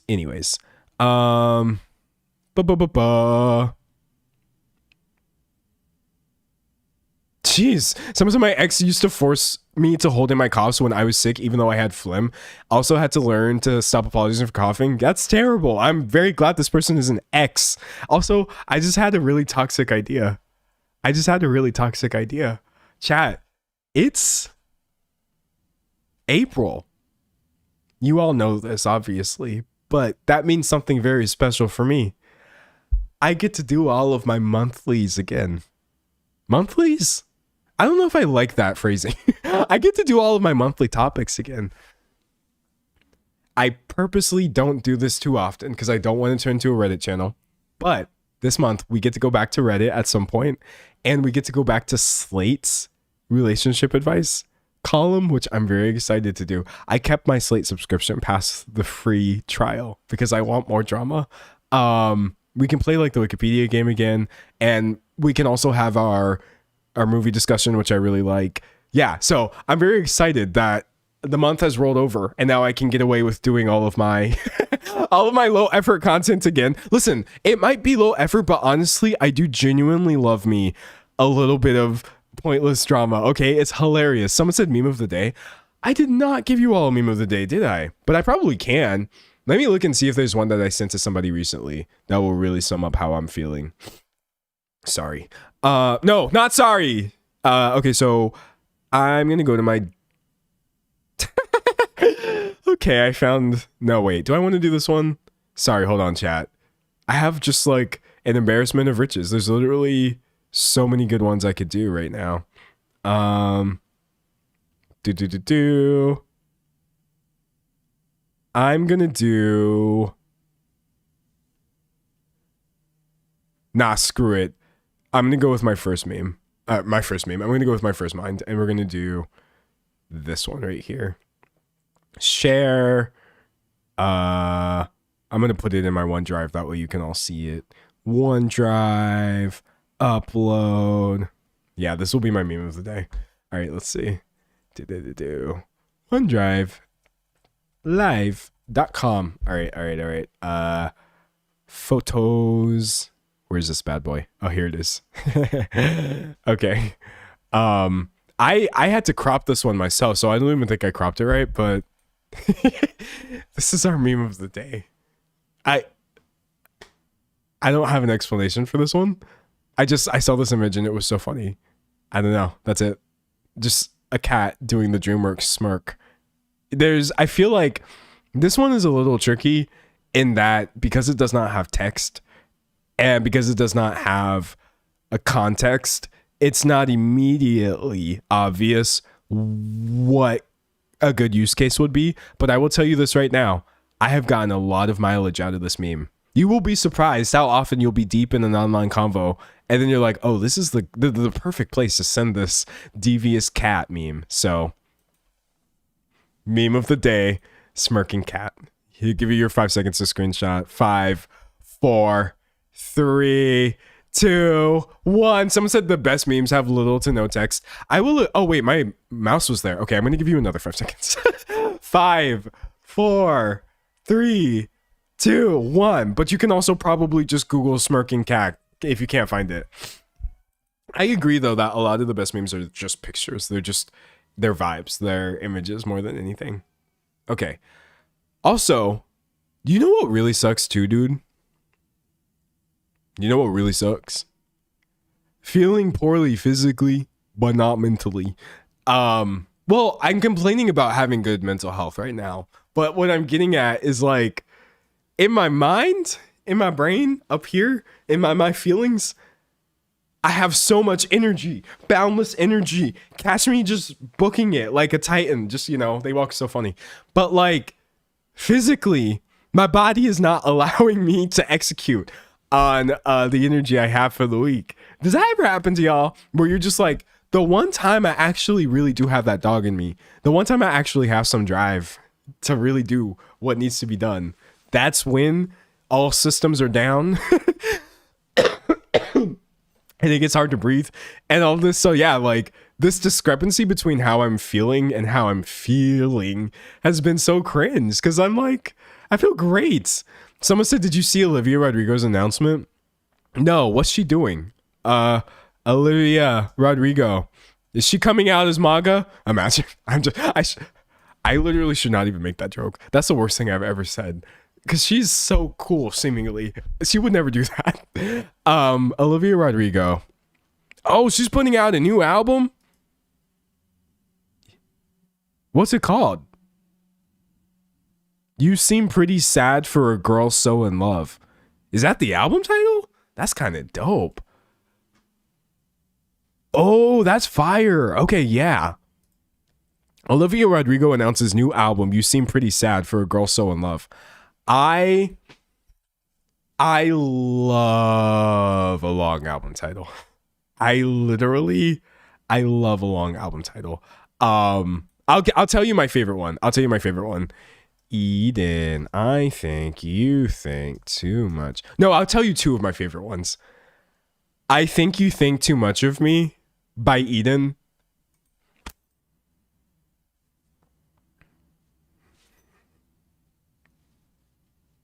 That's how this is what I'm trying to do, essentially. You feel me? This is a great collection of words. Here, I'll give you another one. Group therapy. I was mature for my age. I've talked about this one before. I was mature for my age, but I was still a child. By Party of Two. Oh, I think they used to be known as Group Therapy, but they changed their name after a lineup shift. I love me a long album title, bro. I just can't get over it. So You Seem Pretty Sad for a Girl So in Love is very much it's up my alley for sure. As far as Olivia herself, I think she's super talented. I really like her aesthetic, but I'm kind of curious as to what this is going to sound like. The cover's really cool too. I like it. But yeah, that's dope. That's pretty dope. Anyways, someone said long song names are also so fun. They are. I love me some long song names. It's great. Someone said this sounds like an AO3 title. I love it. Yes, give me the melodrama, dude. I really do appreciate it.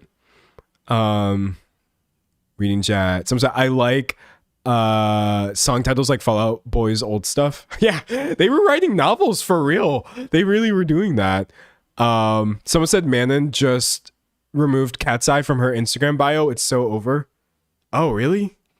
Dang. I don't. Okay, chat. I don't want to be one of those like people talking about pop culture stuff that I actually don't know anything about. I don't know anything about Cat's Eye. I promise you. But anytime I see something happen, it's like something is going on with this person, or like she's experiencing something. What I'm trying to get at is like, is she okay? Is she okay? Also, it sounds like I'm saying her name wrong. Pronunciation. Manon. Okay, sorry. I said Manon. Like, that was horrible. Manon. Yeah, no, like, dude, is she good? Literally. I don't know what's going on with Cat's Eye and Manon, but I want everyone to be happy. Is that so stupid to say? Someone says she faces a lot of racism. I wouldn't be surprised, honestly. God. But yeah, if removing Cat's Eye from Manon's Instagram bio is a sign that things are good for her, I'm glad that happened. I will say, when I do think about certain things like this, I unfortunately very quickly fall into Curtains for Zusha territory, where it's like, I'm 50, so all celebrity news looks like this. Curtains for Zusha, K-Smog and Bat Boy caught flipping a grunt. But no, I have literally tried to like educate myself. I do know who Cat's Eye is. And even though I haven't really super gotten into their fandom side of things, from what I saw, I thought people were being kind of awful to this person. So really, I hope that this all stops. It's not good. It's not great. Someone said, why do I keep thinking Cat's Eye is a K-pop group? I kind of thought they were a K-pop group too, but they're not. So, dude, I literally feel older than God right now. I feel like I am the oldest human being on the internet thinking about Cat's Eye. They're just they're a girl group. It's not K-pop at all, seemingly. Chat. Why the hell did I gaslight myself into thinking that Cat's Eye was a K-pop group? Someone said they are and they aren't. Okay. What? How? Okay, so they were formed in Los Angeles, California. Oh. But they're on a K-pop label, seemingly inspired by K-pop. Okay, no, that does make sense. I get it. Someone said they're not. No, they're like, I guess so. Whoever said they are and they're not was correct, kind of. Yeah, it's a girl group with the structure of a K-pop group.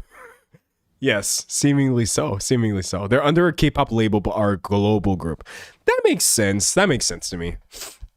Excuse me. Okay, yeah, I finally understand. Someone said they had the training. Yeah, that's what I thought, is like the same process that K-pop stars have to go through is what these people did, and that seems to be the case. Makes sense. Totally makes sense. A global K-pop group, they're under a K-pop company. That's dope. Someone said, do they sing in Korean? Not in the songs that I've heard. I think I've heard three Cat's Eye songs. I heard Internet Girl.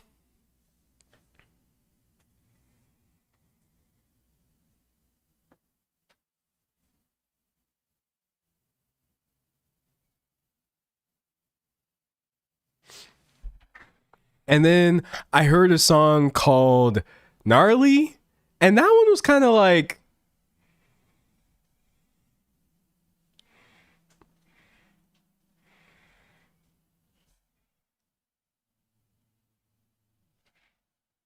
and then I heard a song called Gabriella, and that one was actually fun. I really liked that one a lot. Someone said I only like Gabriella. Yeah, no, that I was like, that's a bop. Okay, let's go. Gnarly, I struggled with because it's written by somebody who I actually really like their work. But something about that was really off. And then Internet Girl was just not my vibe at all, for sure. Not my vibe at all. Reading. Someone said I did enjoy Gnarly. Alas, yeah, Gnarly's like, it's fine. It's fun. It is what it is. You know what it is about Gnarly that annoys me? A lot of times, I have like this general. Gnarly gang. Oh, I'm already Freudian slip spoiling what I'm about to say. I have this general uneasiness with a lot of things that happen that wind up not being one person's fault. Obviously, if a group has like, I don't even know how many people are in this group, this many people in it, and a song is written by this many people, the things that I get annoyed at aren't exactly Cat's Eye's fault, right? But the lyrics essentially being, oh, we're in the session tonight, gang gang. Oh, we're going out tonight, gang gang. Oh my god, this song's so lit. Congratulations. Now you be like gang. And I'm just like,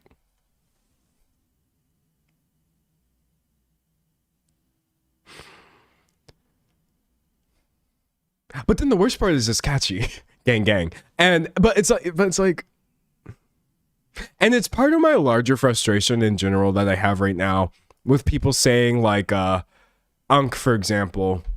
Oh, that's just UNC, the University of North Carolina. That's not what I'm looking for. Unk making its way into pop culture at this point, and you know, a lot of things like this just kind of happening. And I'm just like, I get it. I definitely understand that everybody wants to not be Unk and gang, and we all apparently listen to Lil Baby now, and I get it. I do, but that doesn't make these things go down any easier. For me personally. So I ran into that issue with Gnarly a lot, where I was just like, oh my god, can somebody please stop talking like this? Please stop doing it. But this is much more, it's a much wider issue than this one specific song. And then I don't be complaining about it, because then I sound like a spoil sport or whatever. But it is what it is, man. Someone said it's a satire song with niche references. Yes, but it doesn't make it any easier to listen to for me. That's how I feel, personally. But it is what it is, man. Anyways, someone said Unk is AAVE. It really is, for sure. It is. You know what it is? I think like, oh, I just realized we're about to get into some really dicey territory here. So, everyone put on your thinking caps. Put on your thinking caps. Okay. I, in the wild, saw somebody use the phrase ate. Oh, they ate. Which is slang, saying someone did a really good job. You ate that down. And I saw someone under there say, what does ate mean in this context or whatever? And somebody under there was like, oh, it's just a phrase that they said it's just a phrase that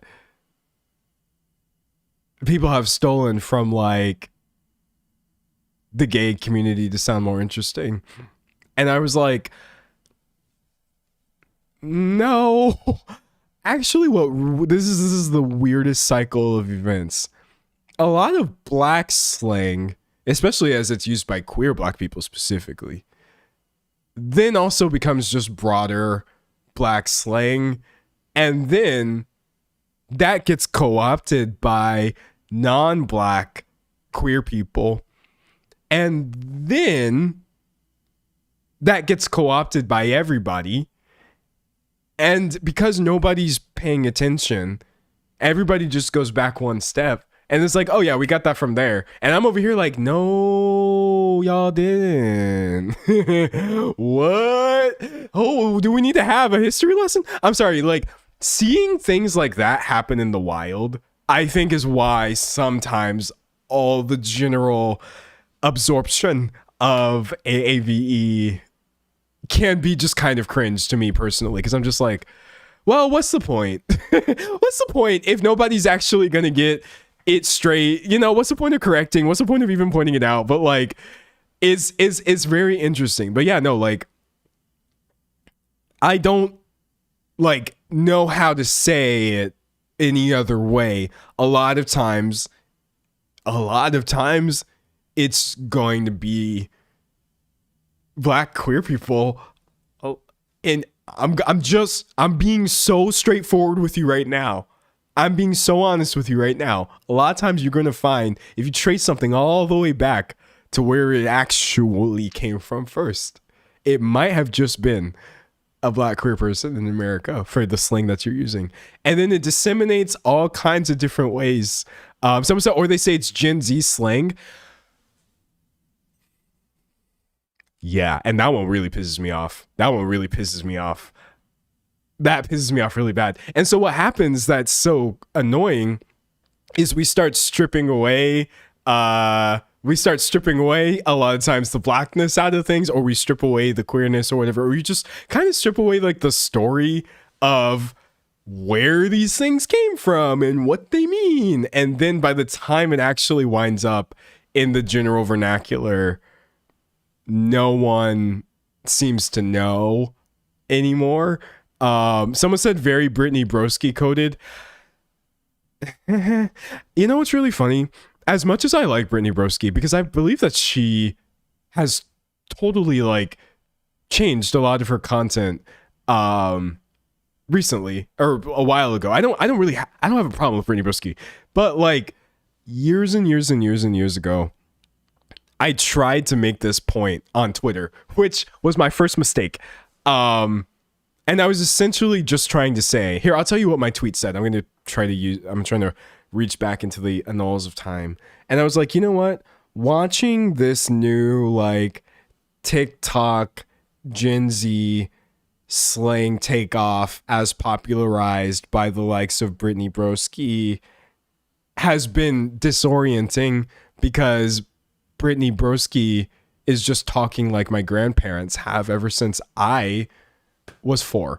And I actually got a lot of pushback on that. And I don't know why anybody had pushback. I think because, no, I understand why I got criticized on that one, because like, I have to like explain what I mean by that. And Twitter is a horrible medium for doing that. But it's like, she herself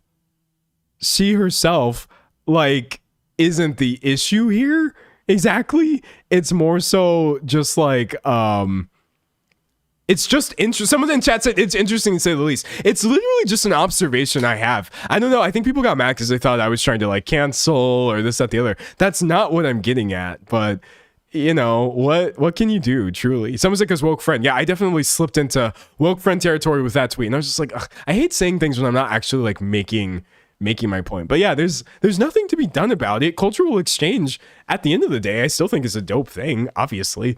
But is it bad to think it's just a little bit cooler if people do know where things like do come from?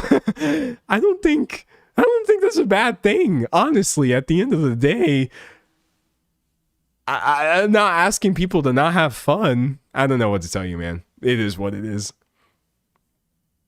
Anyways, reading chat. Someone said, I'm late, but babe, that song was great. Absolutely the best April Fools. Thank you. I had a lot of fun with that. I tried to make it go off. I tried to make it go hard, for real. But yeah, at the end of the day, believe it or not, I do. Some of the things can exist as they are. Not everything has to be good or bad. Exactly. Me, a lot of times pointing out that like these are where things come from. It's not with me trying to say that this is a bad thing we're all doing, but at the end of the day, believe it or not, I do just want everyone to have fun. It is what it is. Oh, this is a really interesting question. How can white people call out non-black POC from appropriating AAVE? I don't know. Don't worry about it. Or like my answer to that, I don't care. I actually don't care. That's my toxic trait. Honestly, is like a lot of times when people ask about allyship, sorry, this is hilarious. This is hilarious. A lot of times when people ask me about allyship, I'm just like, I don't know, figure it out. I don't know, experiment. Get back to me. You tell me. I'm literally just over here. I'm literally just, you'll be all right. It's okay. I don't have a solution. I don't have a solution for every problem. Someone said, don't call out, call in. I don't know. Call it off. That's how I feel sometimes, for real, for real. But yeah, anyways, it is what it is. It truly, truly is what it is. Someone said not every black person speaks AAVE. Very true. It in and of itself is just like almost any and every label is going to have like inherent problems or like any and every attempt to like paint groups of people with a broad brush is going to wind up implying things that may or may not be true as well. And so it's all just really tricky. But it is what it is. It is what it is, bro. Somebody said, does D'Angelo sing a rap? Nope. Never sang, never rapped a lick in my life. Not even once. Reading chat. So I don't think it's morally wrong to not be able to know literally everything. It's just one person. But you have to stay open to listening to minorities and stuff. Yeah. You have to stay open to listening to everybody. Honestly. Just listen. Look, this is the most trite thing ever. But I'm going to bring up a quote from this one influencer. They died tragically, but then they came back actually, which is really dope and caused a whole stir. And now their fan base, honestly, like any fan base, you have the people in it that are just so annoying. And they're the loudest ones. I really actually hate most of this dude's fans. Hate is a really strong word, but like they piss me off. But I have to remind myself, okay, not all of his fans, not all of his stands are actually this bad. Some of them are actually well-meaning people who just enjoy the body of work, right? But what the influencer Jesus of Nazareth said on Twitter a very long time ago, do unto others as you would have them do to you. I think that was one of his most popular posts before he died and then came back. I think that goes hard. I think that one goes really hard. I actually, for the most part, I think the problem with a lot of this dude's posts is that they're on a platform that I don't really like. It's this really annoying app called The Bible, which I feel like a lot of the things in there, you really got to sift through this website if you're trying to find the good stuff. But I think that Jesus was a super user in this platform because most of the things that he said were actually pretty dope. And this is maybe one of my favorite ones. Do unto others as you would have them do to you. I think that one solves a lot of the problems that we have currently, or almost every problem. But I think the thing is, people don't actually understand what do unto others means. They will do things not realizing that you are doing unto others. And people do not have a good grip on what they want other people to do. They take for granted things that are already given to them. They take for granted privileges that they already have. And they don't realize the world has already done to you as you would want them to do. So I think that's why people can wind up getting so like bogged down in hatred and stuff, because they're not realizing at the end of the day, this is going to sound so cringe, but literally almost all forms of social progress or progressivism kind of can be reduced to this one creed. I think the thing is, when you adopt this as like an actual genuine framework, you have to do some pretty radical re-examination of the way society prevents us from seeing this sort of equality for everybody. And then it gets real revolutionary and fun. But like on a base level, yeah, just listen to people and try to make them feel as good as you want to feel. Honestly, at the end of the day, that's how I feel personally. But yeah, shout out Jesus. When he died, that was crazy. I was like, dying for views, man. Would I do that? I don't know. I feel like that's a little beyond me, even, because I would do almost anything in the love of the game. But like dying and coming back to life for clout, that was really crazy of him. Low key. He's lucky that he did not get canceled over that. Or I guess he experienced the ultimate cancellation, but then he bounced back. And really, that should show you that like cancel culture is not real. They actually literally killed the student. He still came back and is now more popular than ever. So there's never, ever really repercussions for your actions on the internet. And I hope that we all learned this today. Shout out Jesus. I'm going to hell. I'm really going to hell. Honestly, everything I say is like, it comes across as blasphemy or like it comes across as frivolousness. But you know what the thing is though? I've said it before. I'll say it again. I totally have a free pass to be, I don't even know what this is. I don't want this app. I have a free pass to be as annoying about Christianity and my specific experience with Christianity as I want. Honestly, I can be as frivolous and cringe and disrespectful and will probably continue to be so. Do you know why? I did my time. I did my time. You hear me? I was respectful for like 20 years. 20 years. I had him. Jesus was in my heart or whatever. I did it all. I was so devout. And now I have more fun just treating this all for me as just kind of like a big joke. Honestly, I think for me, Christianity is literally hilarious. It's just so funny. Honestly, the way that I used to be, I just find it funny now. Christianity for other people is fine. You can do whatever you want to do in your personal life, but I think I've shifted my thinking into thinking of Jesus as more of like an influencer type, or honestly, just like the same level of celebrity as anybody who was famous for the things that they've said. Jesus, Plato, Isaac Newton, did he say things? I don't know. I think he did things, but yeah, that's where I'm at right now, honestly. Someone said 10 years of Catholic school for me, and now I'm a pagan. Let's go. For real, man. Someone said you didn't disrespect Jesus, though. You just stated facts. Exactly. I also, like, I don't even feel like I'm ever really disrespectful. I like Jesus. Am I going to get canceled? Hold on, wait. Where's my flag? Am I going to get canceled for just coming out and saying what it is? Do we not even live in a country anymore? Never mind the fact that half the people in this chat are from different countries. Do we not even live in a country anymore where it's safe to say I actually like Jesus Christ? Where is he? I need a picture of you. So white. But you know what? Let's just use one of the most iconic ones. Even though this kind of looks like AI. Oh God.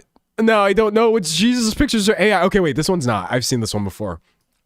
Is it gonna get me canceled to say I actually like Jesus? I don't think he was that bad. I think Jesus meant well and is an actual, like, a pretty decent role model for patterning your life off of. Even today, I think most of his teachings actually held up really, really well. Surprisingly so. But what the liberal agenda doesn't want you to acknowledge, well, I'll let you fill in the rest. Anyways, that's enough. Sorry. That was my little bit of conservative posting for the day. No, obviously, I'm not conservative. Jesus is dope. You're not going to cancel me. And I don't even think anybody has a problem with Jesus. I think like sometimes Christian people can be really like cringed out by the way other people talk about their religion and stuff. But like, bro's fine. He's okay. It's okay. Not everybody has to be Christian. I believe as a Christian, you should be okay with other people arriving at a similar set of morals that you have by other means. Honestly, that was the first step to my deconstruction.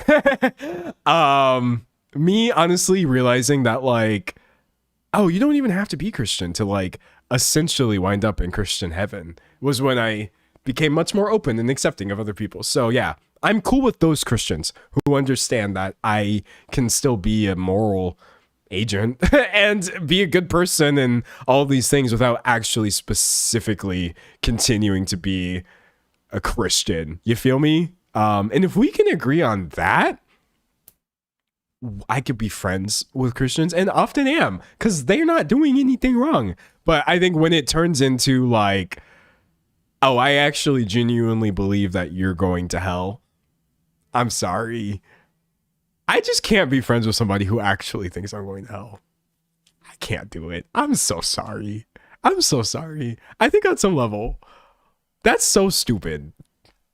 It really is. If you actually genuinely think that I am going to burn eternally and you're just being nice to me and hoping I somehow figure it out and stop being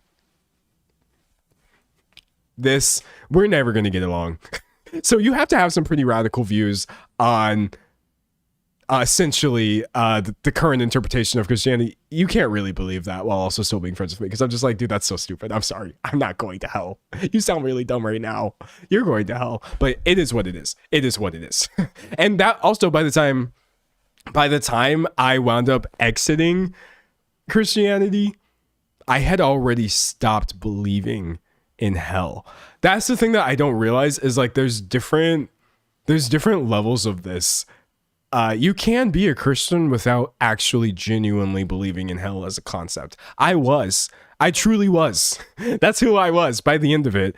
And then I realized I continued deconstructing and I was like, oh, but do I believe in these other things either? No, probably not. But yeah, once I let go of this idea that like the majority of the world was damned or whatever, it was just, I was so much happier as a Christian because then I could be friends with sinners and be like, no, actually, no one's sinning. We're not going to go burn forever just because we believe different things. And I felt so much more happy. It is what it is. Someone said, joke's on them. We're already in hell and we got to find heaven ourselves. Yeah, I mean, what even is hell? You know, other people. That was edgy. That's that one quote. What is that quote? Is it Camus? Hell is other people. Nope.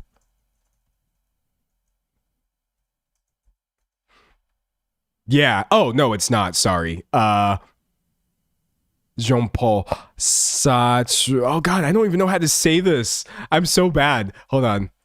Pronunciation. Sartre? Okay, I can do that.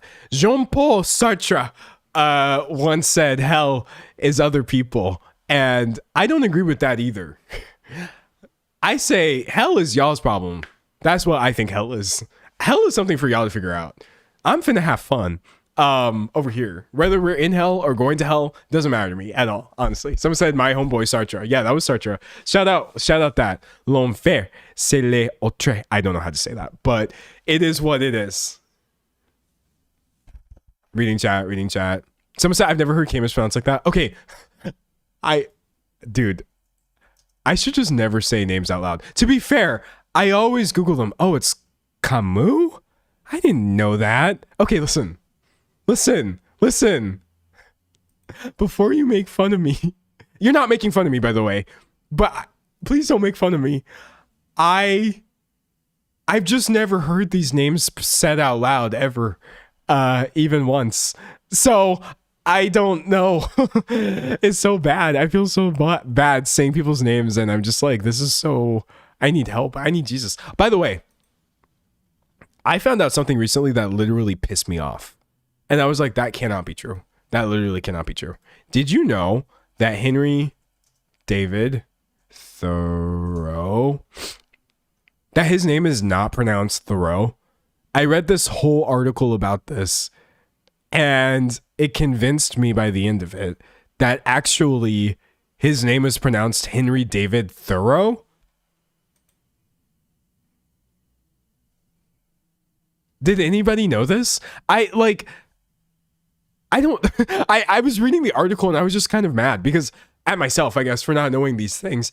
They literally were breaking it down bit by bit. They were like, yeah, here's correspondence from his people and his contemporaries saying how to pronounce his name, and him saying, oh, he just wishes people would pronounce his name correctly. It was literally thorough, like being thorough. Oh, you did that very thoroughly. And it's not Thoreau. That's something that we have just kind of superimposed upon the man, the myth, the legend. But yeah, I don't know what to do with that information. I literally don't know what to do with that info, man. What am I supposed to do? Someone said that's not true. Well, it is true though. I think the thing is, like, no matter how somebody says their name is pronounced, that's the way that their name is pronounced in my mind. So even if he had some sort of super wacky, unbelievably not French pronunciation of Thoreau, which I believe is a French word, however the bro said it himself would just be like the correct way of saying it. And apparently, just according to like actual things that they had pulled, it was thorough is what they said, unless I was reading misinformation, but I genuinely don't think that was the case. They were literally citing like letters written by him, letters written by other people, etc. Someone said Ariana Grande has been Grandy the whole time, if I recall. I think she said both. I think that's the other thing that's really tricky sometimes is people will pronounce their own names differently at different times, which is totally fine to do. But then that causes things. I swear to God, at one point, hold on. I got to Google this first to make sure I'm not wrong.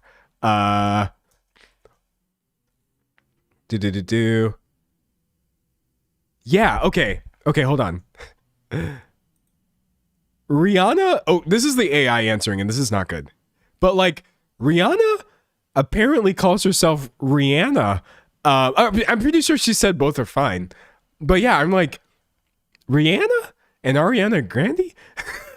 What? I didn't know. I had no idea.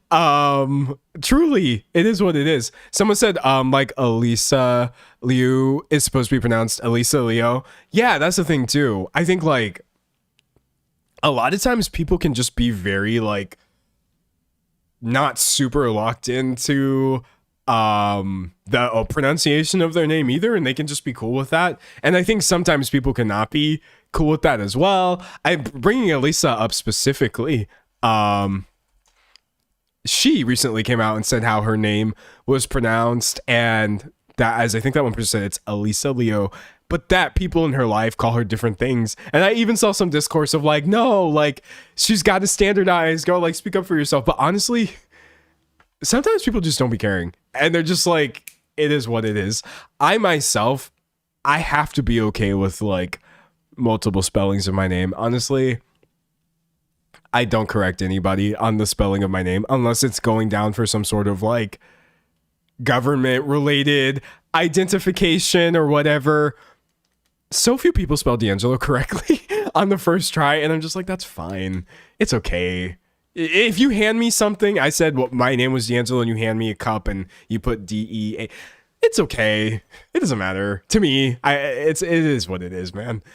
She seems cool with everything. Yeah, no, it's very much about what people themselves are okay with. But honestly, because she said it's pronounced Elisa Leo, that's how I would say it. I just go off of what people say is correct, honestly. But yeah, go ahead, misspell my name. I mean, y'all shouldn't misspell my name. But it is what it is.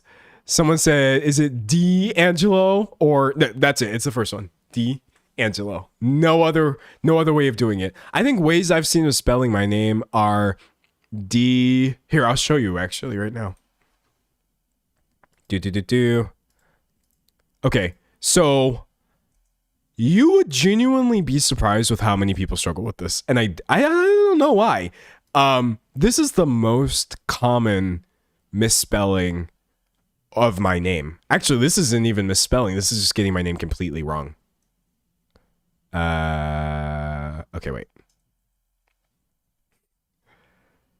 That's not my name.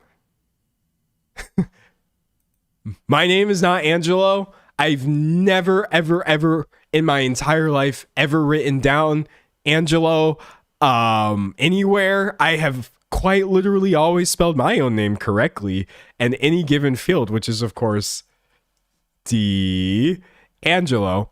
And actually, I think the most common thing that people will call me for some reason after seeing my name written out is like Angelo. I guess they think like the D is some sort of I don't know, ornamental addition to make my name more interesting or whatever.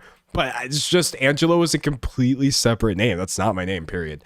And then one that I see a lot, which this is a fair spelling, obviously, would be D'Angelo, like this, which is fine because that is a completely valid way of spelling it. I think I see a lot of I've only seen this once, but I was like, oh, that's so cute. Somebody spelled it with 2 D's. And I'm just like, or 2 E's. They spelled it 2 E's. And I'm like, that's sweet. That's not my name. And that's not how you spell it, but I like it. And then this one is what I often wind up getting called in government documents because they don't allow for multiple capitalizations and stuff like that. Or they don't allow for like having multiple letters capitalized or for quote unquote special characters. But because I really, really, really don't like that spelling at all, what I usually have to do for government documents is this, which is not my name still, by the way. But I vastly, vastly prefer this to just like running my name all together. Because honestly, it has like 4 syllables. And so my ID, for example, says D'Angelo as 2 separate names. Because you can get away with that in a lot of places. Like you've got your Mary Ann's or whatever. So unfortunately, like to the state, I am technically D'Angelo as if I had 2 first names. My very first name being D. But my birth certificate has the right name on it. And I don't know. It's just so cringe. But honestly, like, could y'all just fix your stuff? I am not the only human who has a quote unquote special character in their name. Like, you would genuinely think with me having been alive for as long as I have, computers haven't been a thing, there being so many people who have various things in their name that are outside of the norm, that people would have figured this out by now. But yeah, I'm constantly having to put the wrong name down on forms and it pisses me off, honestly. Anyways, what else we got? Someone said, having a cousin whose name is Alejandra and lived in a very white area, I feel bad for her during school. Oh God, yeah. Oh man, look, I will say, for as horrible as my Spanish lack of knowledge is, I at the very least can correctly pronounce Alejandra. I'm not going to try to pronounce that J as a J or anything like that. We did have to know how to say street names correctly in San Antonio without getting jumped, essentially. Oh my gosh. Someone said pronounce Elena. I mean, that could be multiple things, right? Alana would be my guess, but it could also be Elena. I feel like that's how I feel. Someone said, as a special character, girly, I agree with you. Yeah, justice for the people with special characters. Someone said Pam Bondi was fired. Did we talk about that already? Should have been happened. That should have been happened for sure. Someone said, it's so bad at my job when people have symbols that aren't letters in their name. It converts to punctuation, or it converts punctuation to like its HTML code or something, and then apostrophes become and at pause. Oh yeah. Look. I'm going to show you the most common internet ruination of my name via technology. Apostrophe Unicode. Oh God, no. I think it's the HTML code, like you said. Apostrophe HTML code. It's the one with the and.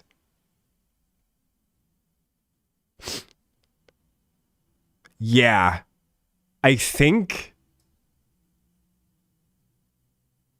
it's this one right here. is what the apostrophe in my name usually gets turned into. Yeah. Okay.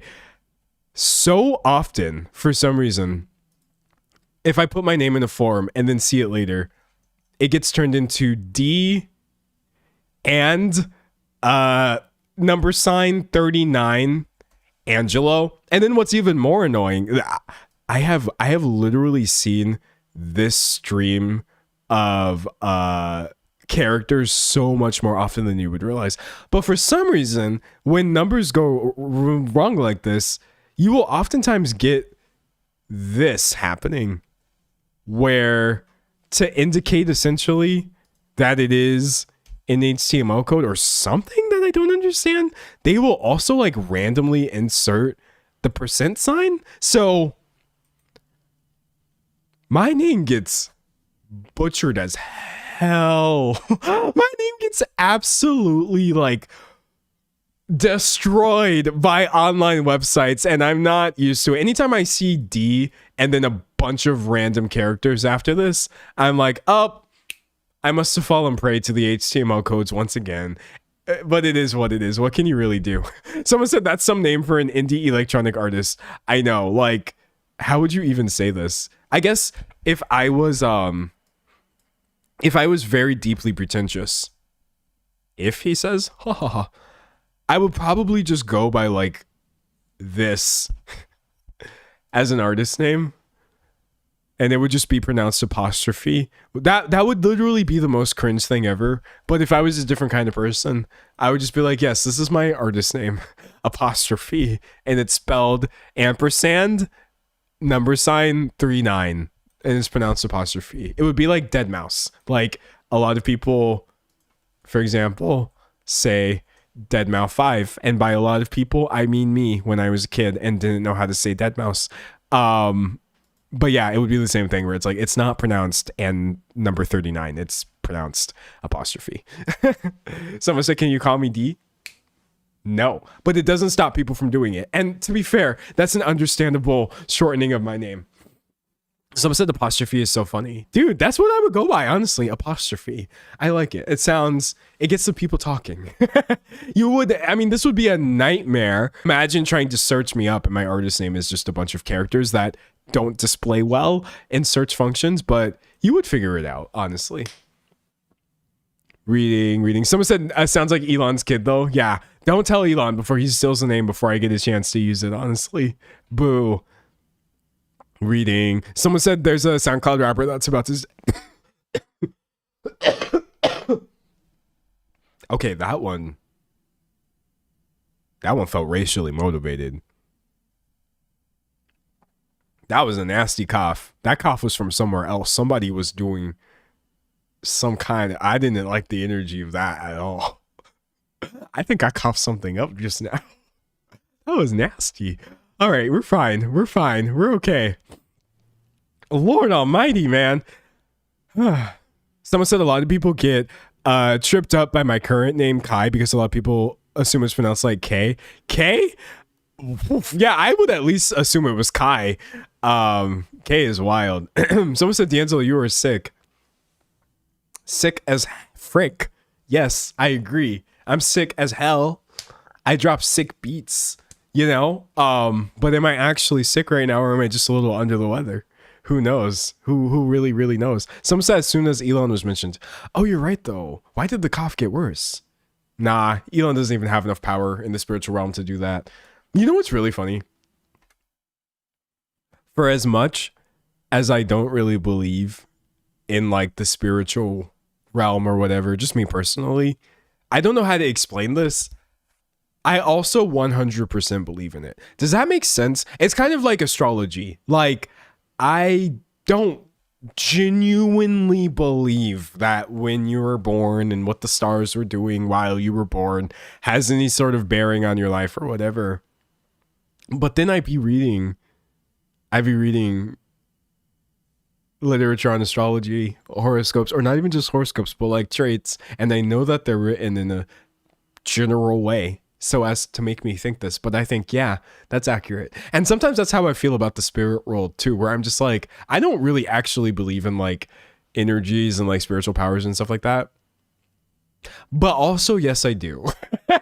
Also, I do feel like there are just like dark forces and stuff at work. Does that make sense? Or do I just sound stupid right now? I don't know how to explain it, man.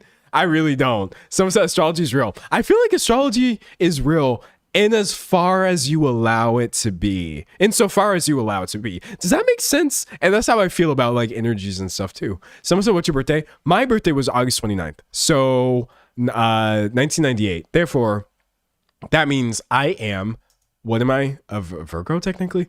August 29th, 1998. What am I looking for right now? Oh, I guess astrology. Star sign. Star sign. Yeah, I'm a Virgo, but here's the problem. Here's the problem though. I don't identify as a Virgo. I don't. I actually identify as a Leo. Leo star sign dates. I don't remember when you would have actually had to been born. Okay, yeah. So I missed being a Leo by one sorry little week. But here's the thing. If you take a different way of counting the numbers and stuff, there's a different way of doing it that people do not agree with or accept, and that's fine. But by a different counting of things, I am actually technically a Leo, and that's more so how I identify. But then I will also have people telling me like, you being a Virgo in denial is just giving Virgo. And I'm just like, is it, or was I just born in the wrong generation? Like, I don't know how to describe it, but yeah, I just tell people I'm a Virgo because then they don't correct me and tell me, no, you're actually this thing. But being a Leo is just more fun, honestly. Someone said you have Leo in your map. Exactly. Someone said, if you don't vibe with your sign, look into your rising sign. It might fit more. How do you find that, though? How do you find your rising? Calculate your rising sign. Okay, I literally have no idea what this website is. I don't know what this website is. I don't think I should be accepting these, but it's too late. Oh, I'm scared. Okay, I'm going to fill this out. Wait, why do they need my name? Oh, they don't need my name. Okay, I'm going to say August 29th. Watch this just be inaccurate or not even a good way of trying to calculate this. 1998. By the way, I hate this format of having to scroll for dates. Look how far I have to scroll, starting here. La la la la la la la la la. Okay, finally we get to 1998.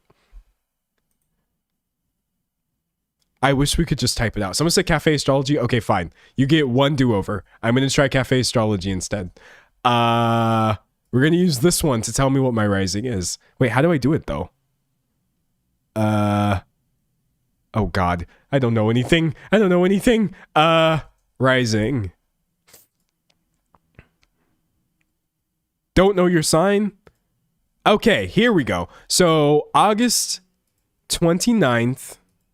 1998. I just wish they would let me type it. My exact birth time. Oh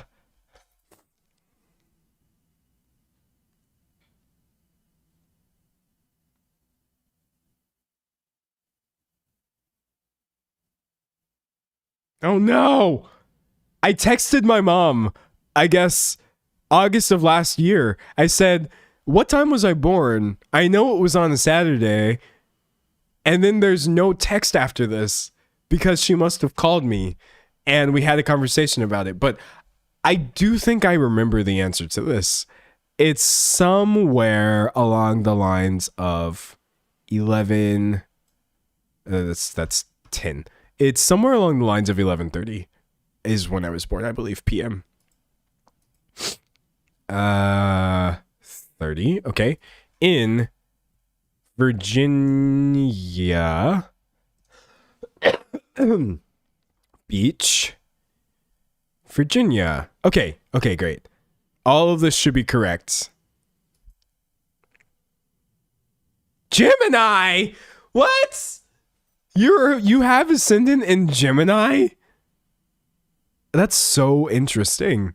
I mean, right off the bat, it doesn't seem like super inaccurate to me. And by the way, I might have gotten the time wrong, but I'm pretty sure I have the time right to within an hour.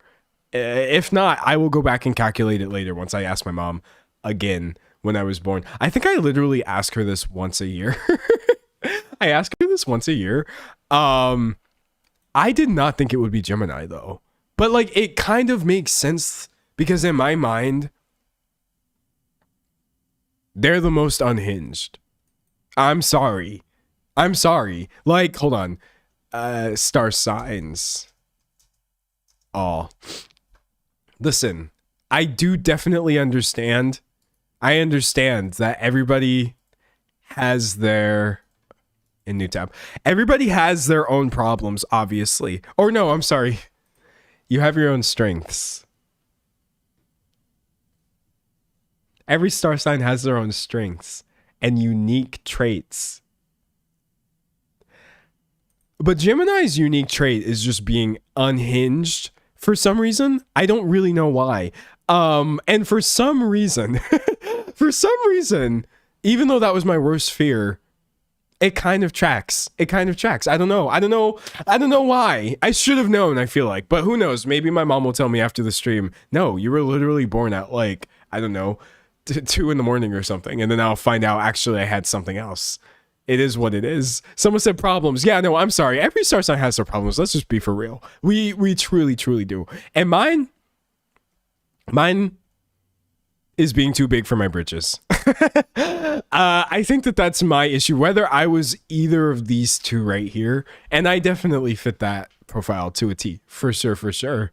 Someone said Gemini is great. They're curious and always looking for something new. No, here's the thing though. Like, it's not even, I'm not one of those people who believes that any of these is worse to have than the others, for sure. Is it cliche if I say some of my best friends are Geminis? I know I'm doing the thing right now, but honestly, it's very true. It's very true in my case. I also think you've got that dog in you. That's the issue. Or you don't even have to use the word issue. That's the special trait about Geminis, is like, as wonderful as they are, they also do they got that dog in them sometimes. And I feel it, the energy, just like lurking beneath the surface with Geminis. That's the thing that you got to be careful of. Now, if the person themselves knows this about themselves, that's fine, obviously. You got to watch out for Geminis who don't realize when they're giving Gemini energy. Okay. Anyways, me saying all of this, by the way, as if astrology is real, is hilarious. But like, that's all I'm saying right here. Anyway, someone said, but you have a water moon. I'll check that next time. I'll check that one next time. Someone said, look up your sidereal chart. You might be Leo there. Yeah, see, there's so many ways that I could do this.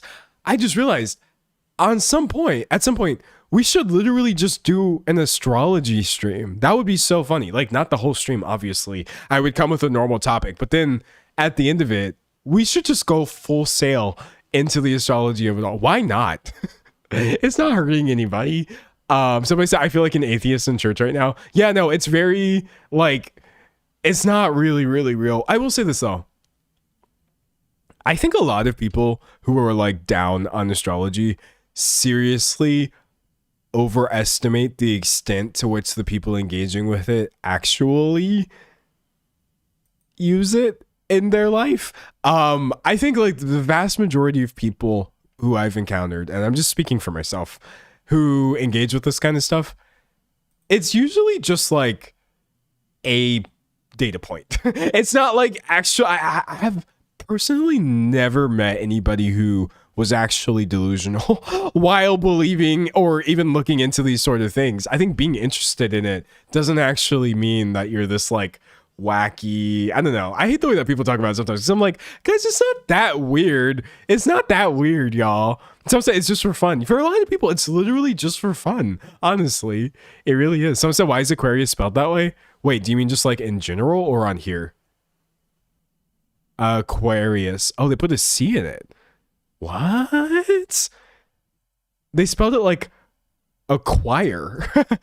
Aquarius. Yeah, I don't think that's how that's spelled. I don't think that's how that one's spelled per se.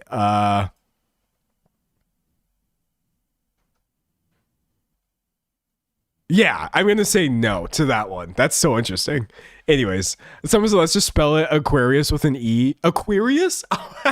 Some of y'all are Aquarius, no matter what your star sign says you are, for sure. Someone said it's Latin. Well, it's over my head. It's beyond my pay grade, that's for sure. But yeah, no, one of these days, prepare yourself. I'm gonna come back and we'll just do just a full astrology segment. Why not? Honestly, why not?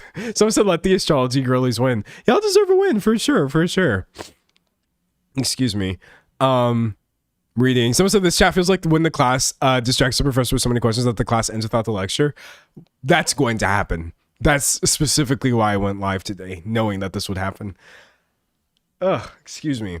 I've had wait, I'm reading chat. Someone said clearly Tansel has never been friends with a girl who reminds you at least once an hour that she's a Virgo, and that's why she is the way she is. Okay, listen. Any personality trait can be annoying, I guess. No, I know. And I think the thing is a lot of interests get unfairly labeled or attributed to the actions of the people who are the most annoying within them. And that's how I feel about astrology. I also feel the same way about like furries, for example, or what else? K-pop fans. Anybody who like gets a bad rep for being delusional.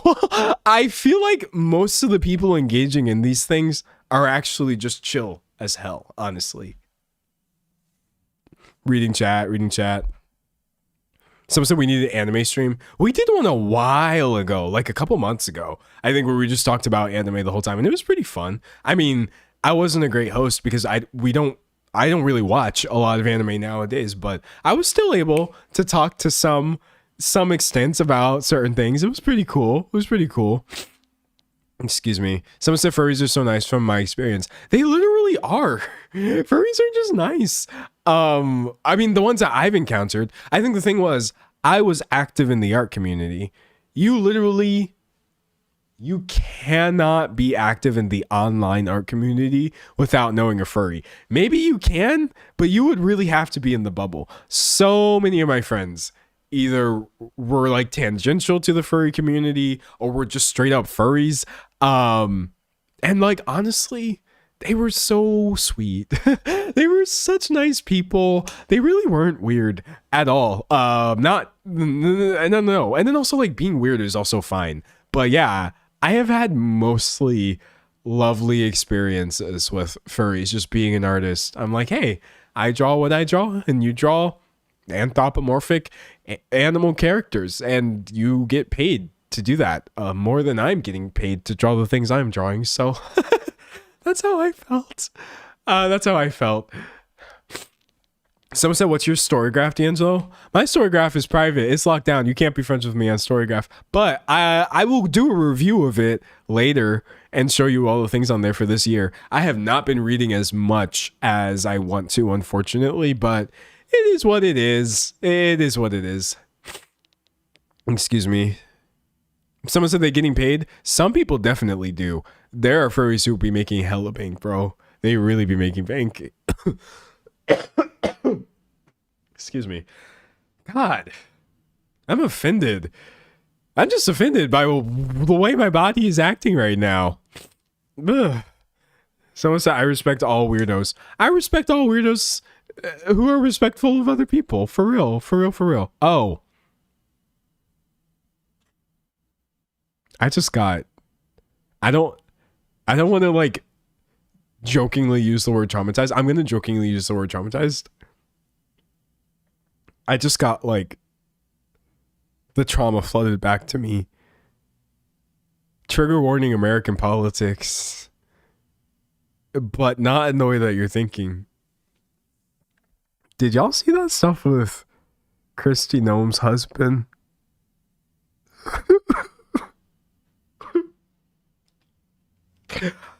I'm going to cry. I will do it.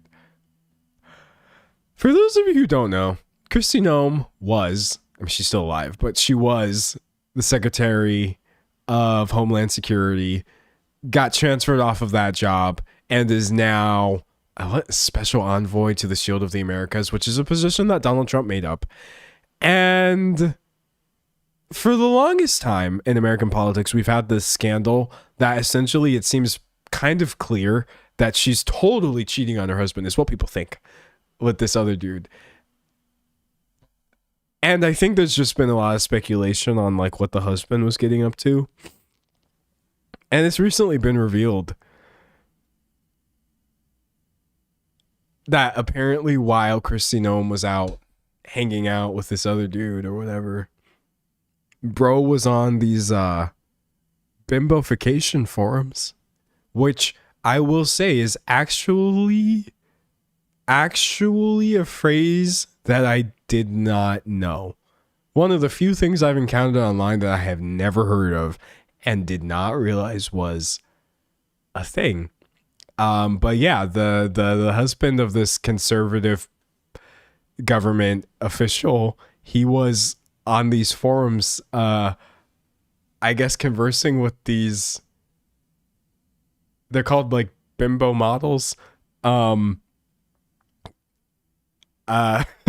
This is not my term.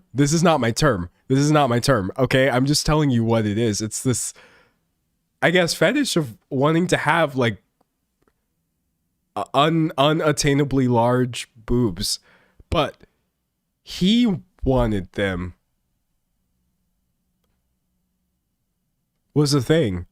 And so he was like taking photos of himself with like, I don't know, just the biggest badonkadonks that have ever badonked a donk.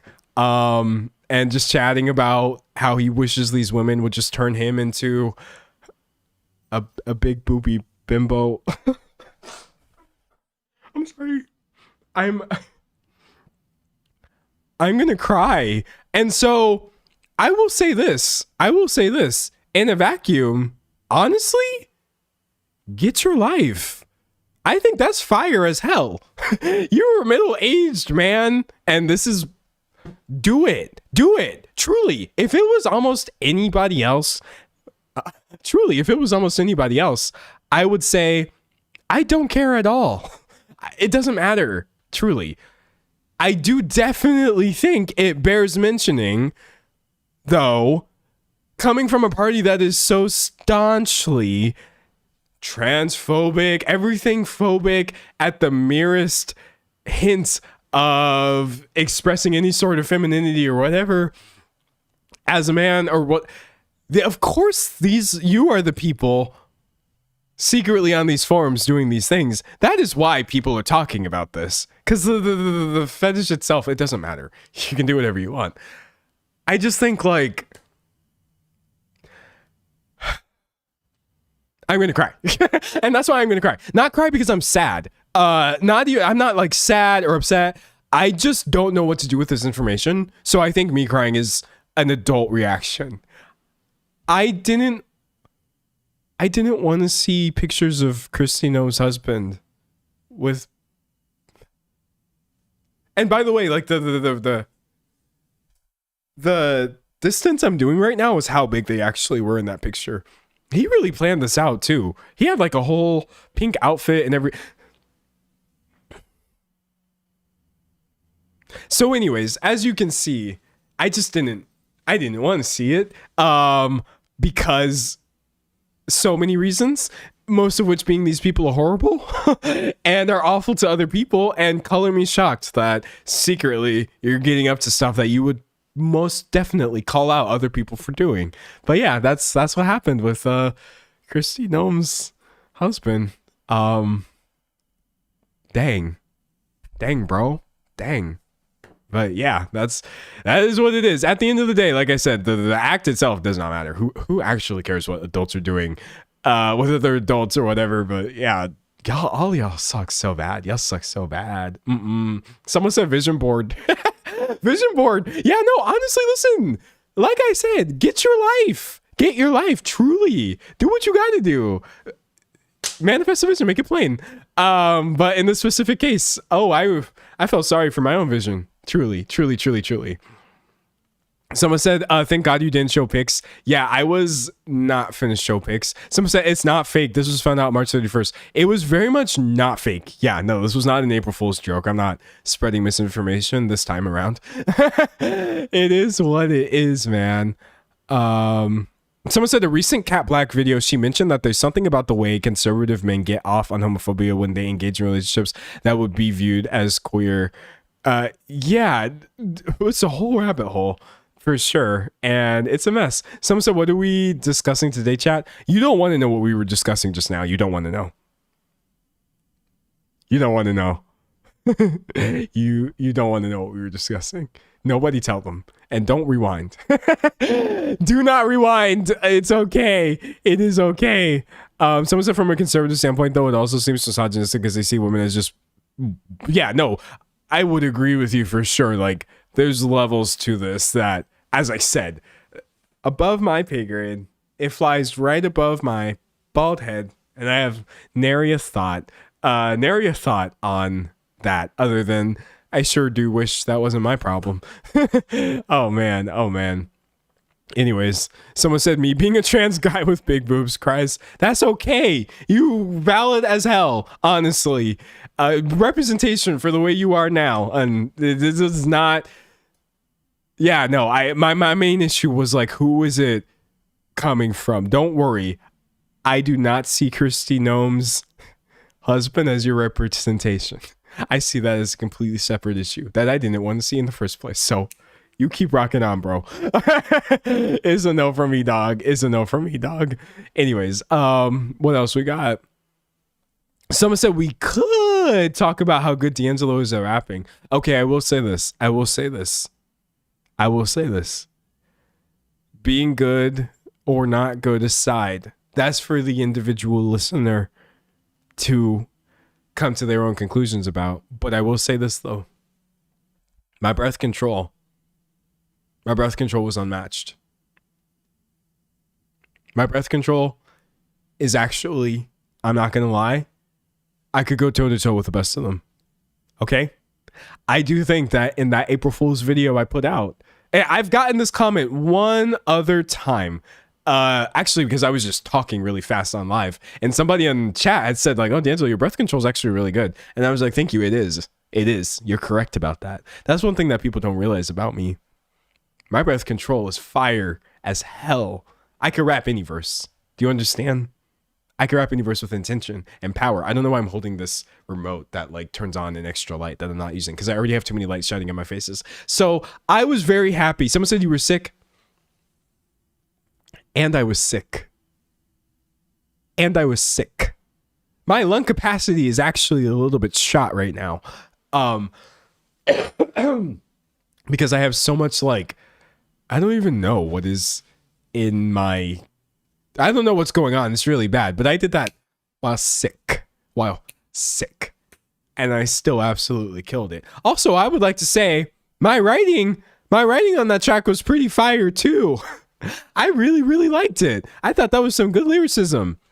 Y'all be worried about ChatGPT. ChatGPT, write me a song. ChatGPT, write me a rap verse about how ChatGPT could literally never come up with half of the lines that I came up with in that one little 1 minute rap song. So yeah, my lyricism was on point, and my breath control and delivery was also fire, and the production was good because I did that as well, and I did the live instrumentation as a joke. So honestly, someone say, and I'm humble as hell. Obviously, that's probably like my best quality is the level of humility. No, honestly, I don't be having that. I really don't. Hold on. What does humility mean? Maybe I am humble and I don't realize it. Humble meaning having or showing a modest estimate of one's value or importance, not arrogant or self-important. Okay, so I'm not the first version of this, but I am the second one. I don't think I'm arrogant per se. What does that mean? Having an exaggerated sense of one's own importance or abilities. Okay, yeah. No. Because where's the exaggeration? That's how I feel about that. It would be arrogance if I was wrong when I say that I am honestly one of the greatest to ever do it. Yes, I agree. That would be quite arrogant of me to say, but look at the material. I'm actually low-key incapable of arrogance in this specific case because I just have too much sauce. What was the other one? Self-important? Let's see. Self-important means you have an exaggerated sense. Nah, it's not. It's not exaggerated. I'm just that good. I'm just that good, unfortunately. So I think like I'm not like unhumble, but having or showing a modest estimate of one's values or importance, that's definitely not me. It's never been me, honestly. I just work really hard on things.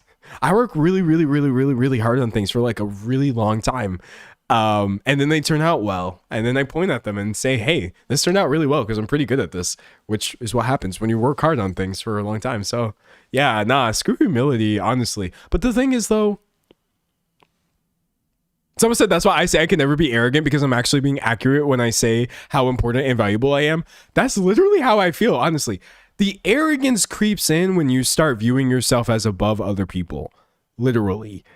I am the GOAT in my own way. I have my own version of being the greatest to ever do it. And that's on period. But like, it does not need to, it does not exist on the, oh, there's a word that I'm looking for and it's not coming to me because I feel sick right now. It's not predicated on the assumption essentially that other people must not be great because I'm great at one thing. That I don't like arrogant people who genuinely think that because they're good at something, nobody else's work should be validated or paid attention to or acknowledged or any of that. And I encounter that a lot. I think we should all be great. We should literally all be killing it to the best of our ability. I mean, also, if you just want to like sleep and take a nap, that's also fine though. Like, let me see if I can find that one meme. What? This is not the meme I was looking for. Okay, it's a frog with like heels. Whatever. I can't find it, but there's this meme I saw of like a frog sleeping under a mushroom or whatever. If that is also the energy that you're bringing to something, that's also fine. You don't have to be the greatest to ever do it. It's totally valid to just go through this life like a droplet of water. Because that's what I do half of the time as well. But then I switch on. That's the thing. I lock in. I'm literally over here like this. And then I'm just like, and we get to work and we start doing whatever it is I have to do. And then when I bring it, that's when I cease to be humble.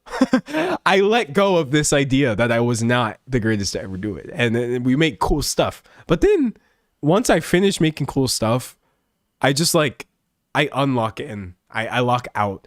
And then I just go back to being a frog under a mushroom. So that's how I feel, honestly. Someone said not the greatest to ever do it, but I am doing it. Yeah, no, you don't even have to be the greatest. That's super overrated, honestly. Except for when you gotta lock in. Every now and then you gotta lock in.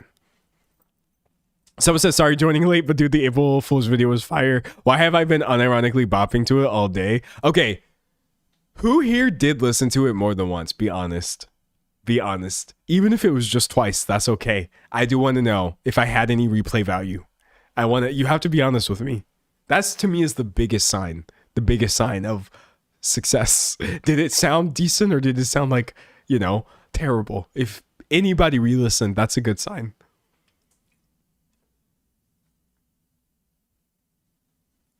Me, hands up. Yo, me. Okay, great. Great. 2x. Let's go. That's all I wanted. Someone said not yet. That's fine. It's okay. Even if you only listen once, that's fine. But I was like, if anybody bops this again after hearing it the first time, that's how I know it was good. Because that's how I know I might have snapped a little bit, honestly. But yeah, it is what it is, honestly. So I was stunned. I was proud. I really like the guitar portion that I wrote for it. I have a tendency, not guitar, ukulele. I have a tendency to like overthink sometimes, like music theory and stuff like that. But I was really just going off of vibes. I'm like a 4. then a little 6, 7. No. What am I doing? I don't even remember because I did not approach it from music theory first. I just approached it from sounding good. But yeah, it's essentially just oscillating between a 4 and a 6 with like a little 7-1 going on thing, and it sounds really cute. But yeah, it was fire, bro. So it was a tune. All right, so look, I have officially released 2 tracks this year, and I think they were both good. I put out that nonsense yesterday, and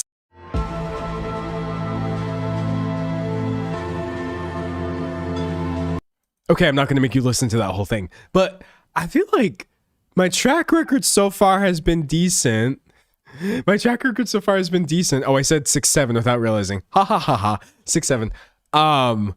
So, you know, I will take a note. Okay.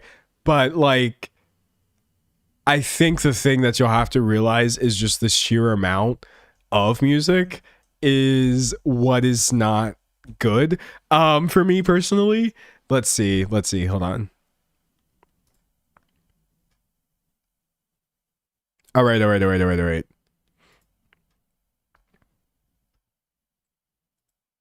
So look. Don't read these titles too quickly, because I don't be doing final titles or anything like that. But look, this is just the website I use sometimes to sketch out song ideas.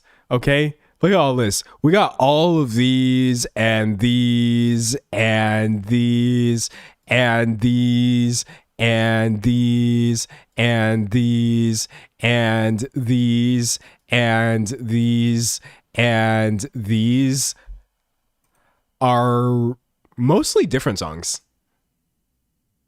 Not all of them. There may be a few in there where I had to use multiple projects to try to figure out whether, but I think the vast majority of those 442 projects I showed you are all different songs that I have worked on. And then that's not where I make my music. That's just where I sketch things out. So I have like hundreds of songs over there. I have a bunch of stuff in Ableton projects that nobody's ever heard of. Someone said 2021. Yeah, I've been grinding music for years, honestly. 2021 is when I really got serious with music. So yeah, there's so much music actually. And I have been working super hard on it and will continue to do so. But I just, you can't be too Delulu. You have to be just Delulu enough. Because the thing was, someone said no production, just lyrics. Yeah, no, like for me, I think I usually have the production first, and then lyrics are like almost one of the last things I do. But listen, that same mindset I have of like trying to be the GOAT and being the greatest to ever do it or whatever is very dangerous. Someone said, I love the idea of an outro song. Oh, I already made an outro song. I've played this one before. But like, I forgot to use it as my outro, which is why none of you have ever heard it. Okay, wait, let me see if I can pull my outro. Let's see, 2026 end screen. Okay, hold on. It's kind of taking a while to load that. Oh, never mind. It's working. Okay, so the audio might be screwy on this. I'm not really sure. But yeah, this was technically supposed to be playing after my videos as an end screen. And then I was just like, I completely forgot to add it the first time, and then I just gave up. But this one's pretty dope, actually, I think. I really like this production.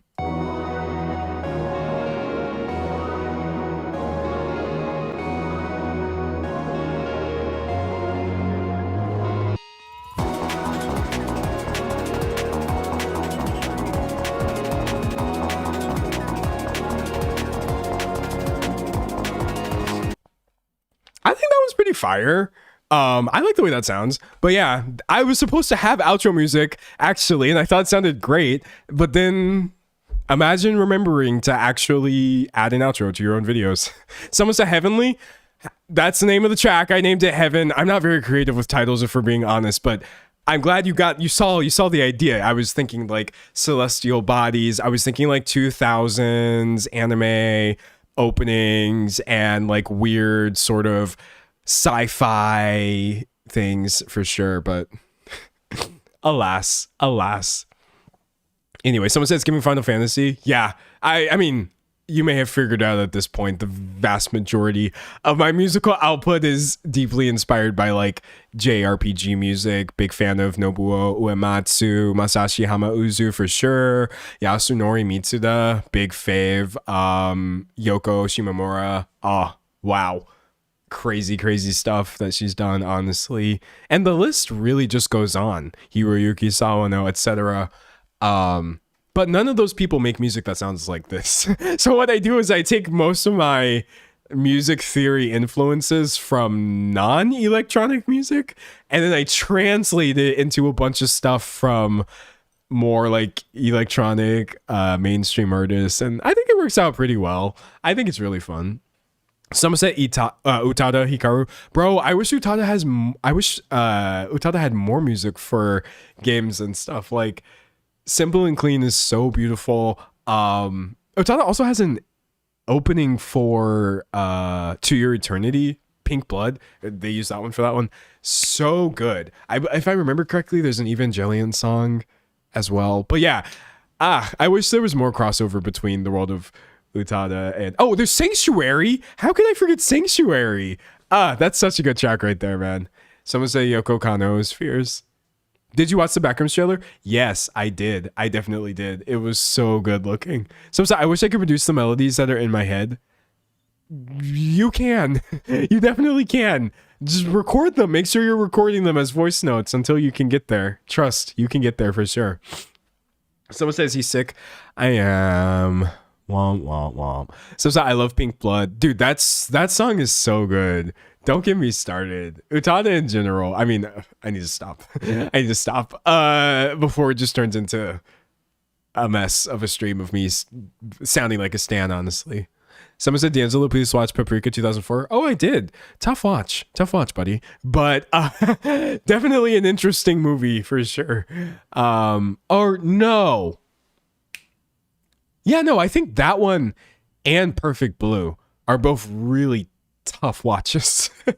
But Satoshi Kon, in the name of trying to watch good movies, I did watch both of those, and I was blown away by what animation actually can be. I love Akira. That's a really great movie for sure. Also a difficult watch if you're not into body horror. Kind of tricky. I mean, that one's not Satoshi Kon, but it's a really, really good one too. Anyways, someone said checking in from a quiet day at work. Nice to see you, D'Angelo. Hey, well, I hope you accomplished more than I did in the past 3 hours, because I've literally just been memeing Paranoia Agent. I love the opening of Paranoia Agent so much. That song, what is it called? Dream Obsessional Park or whatever it is. What is that song called? Dream Obsessional Park. Dream Island Obsessional Park. Dude, by Susumu Hirasawa. Also, I really like Hirasawa's stuff in general. I forget if he was part of a band or not. But like, that opening is so... It literally just like resets my brain anytime I hear it. I wish I could do the opening yodel for you right now. I can't do it though, because I am sick, and also I could not do it even if I was in tip-top shape. But I swear to God, Paranoia Agent's opening song is so good. You know what? I'm gonna screw it. Screw a copyright claim. I'm gonna play it. Okay, I'm gonna turn it up a little bit. Volume master. Okay, great. Tell me this borderline yodeling in the beginning is not the greatest to ever. It's just so fun.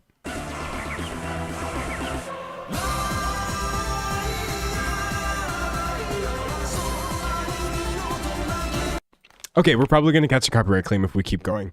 But that song is unhinged, bro. It's so good. Oh, you know what's another really great and underrated song that actually I used as inspiration for some of my tracks for my opening? Not the new Devil May Cry. Devil May Cry opening. The one from the 2000s. Yeah. Or I think this was from the 2000s.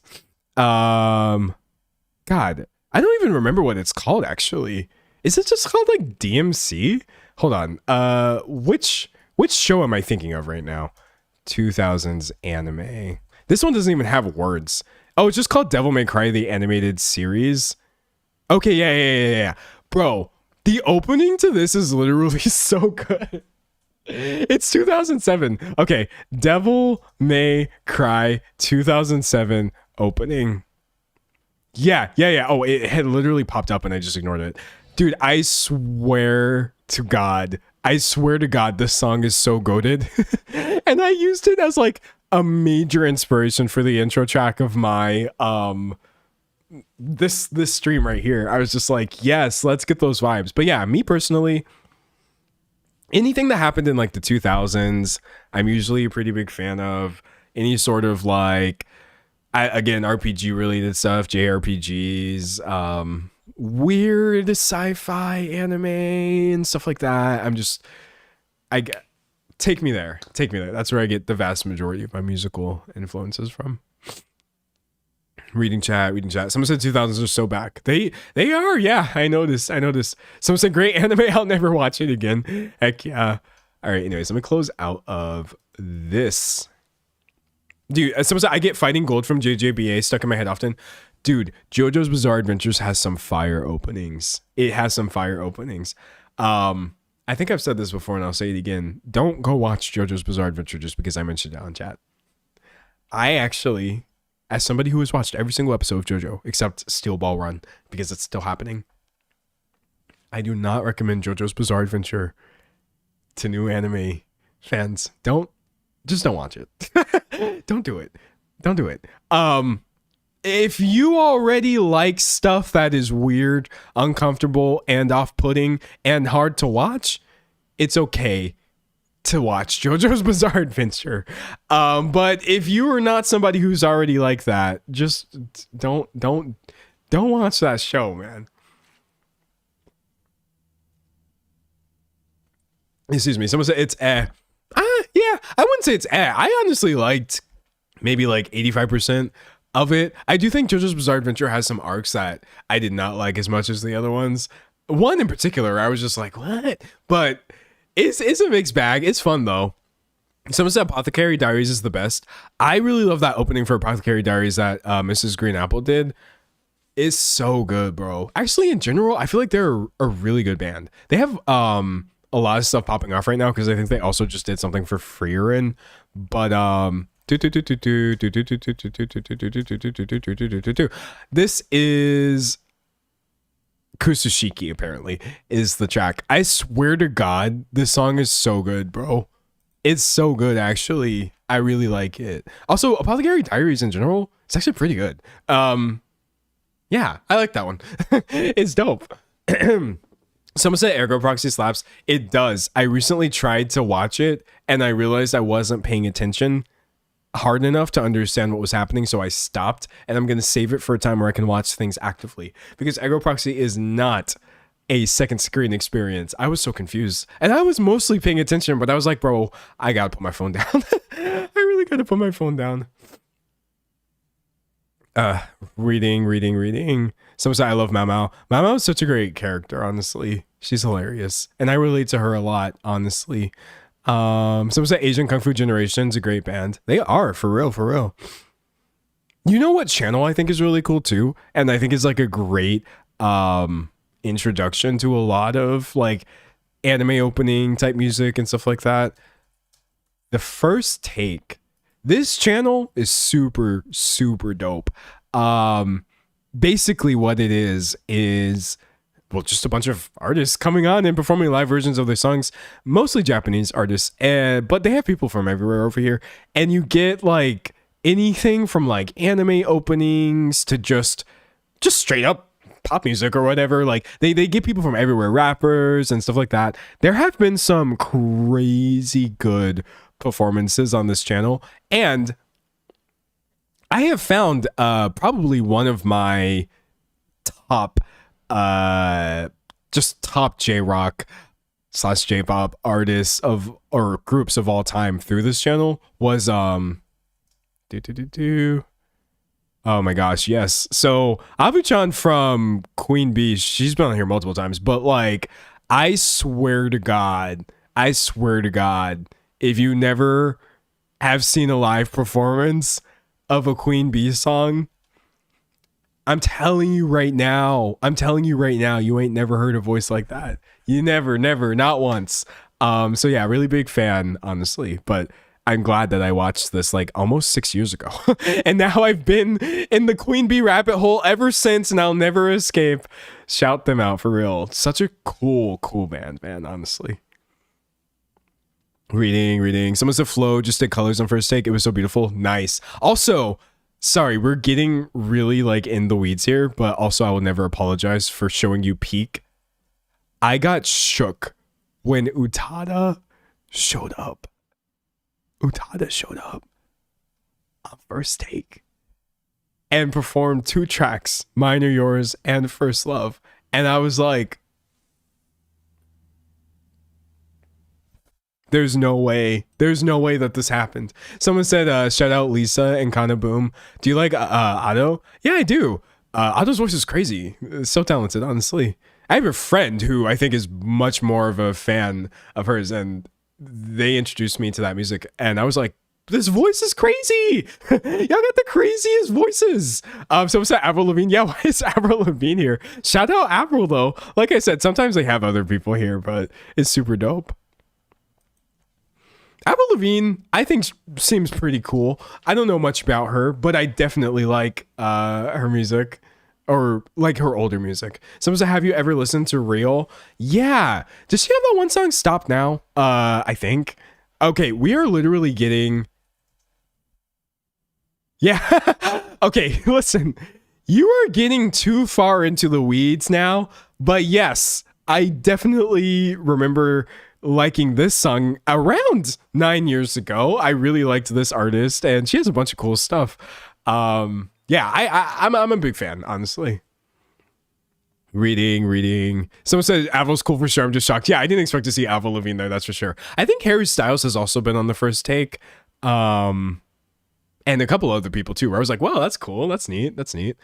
But yeah, dude, the world of music in general is great. But like, don't sleep on anybody's music scene, right? That's just going to be to your detriment. But I would say for sure, don't sleep on like Japan's music scene. It could be so dope. For real. Someone said 9 years ago. Yeah, this being 9 years old makes me feel a certain way. Cause like, what do you mean? It pisses me off. Honestly, I hate it. I really hate it. Reading chat. Someone said, are you a Lamp fan? Maybe not a fan, but I definitely have heard Lamp songs. They're inescapable. Do they do math rock, or am I wrong about this? Hold on. Lamp. Oh, I just put Lamp. Lamp. Oh no, indie pop. Okay, no, maybe I'm not familiar with them actually. That's so interesting. I should listen though, for sure. Lamp band formed in 2000. Oh, okay. Screw it, I'll get into Lamp. Why not? Why not, dude? I'll tell you some like older acts that I really like, even though we're really getting too far into the weeds here. But Piana? Not Loro Piana, the brand. I don't even know if I'm gonna be able to find. Okay, I don't even know if she has a Wikipedia page. But honestly, there are some Piana albums that are like really super dope. And truly ahead of their time. I think Ephemeral from 2005 is probably one of my faves. I also really like listening to who else am I thinking of? Hold on, I want to make sure I'm pulling the right name here. This one's going to be more electronic music, or instrumental music is what I'm trying to say here. Oh, Harakami. Dude, Rei Harakami was literally so good, actually. Check out some random Harakami albums from the 2000s. I think Lust is a pretty good one for sure. Big fan of those, honestly. But yeah, like, we could get increasingly granular. We could get increasingly granular. I'll tell you what's a really good song.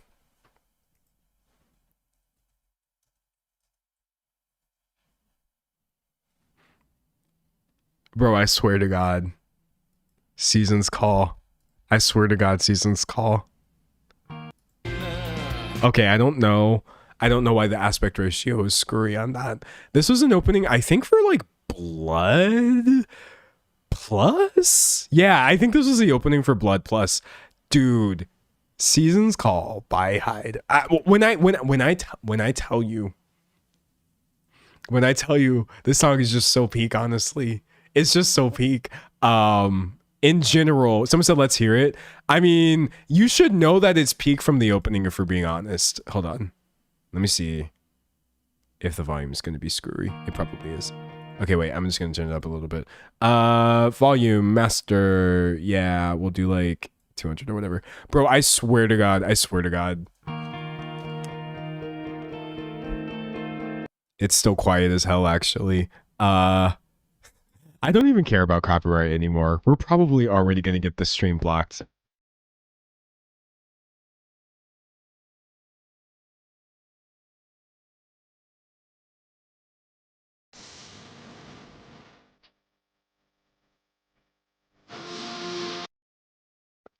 Anyway, sorry. It's so good. It's so good.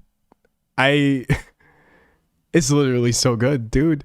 Someone said good music is timeless. Yeah, I think this song is literally like 20 years old or something, but it doesn't matter. It's so good, man. Someone said the children don't remember Visual K. I think I was a little too late to like have known what it was. When did Visual K really pop off, actually? But many of the things that I listened to came out of it. Yeah, okay, Visual K originating in the 80s. That's wild. But yeah, people definitely still talked about this and like when I was a kid, honestly. Let's see. Yeah, 1993 to 2000, expansion and decline. Essentially, I feel like, yeah, international expansion in the 2000s. I remember this. I really do genuinely remember that happening. And yeah, Hyde and Gact. Am I correct about that? Or am I wrong? I might be wrong, actually. Maybe I'm just getting things wrong. I can't even spell. Yeah, I feel like Gact was low-key also tangential to like this Visual K look, but maybe oh no, he totally was. Yeah. Dude, I remember. Like, I don't really remember, but I remember. I do definitely. Yeah, for sure. And drink some water.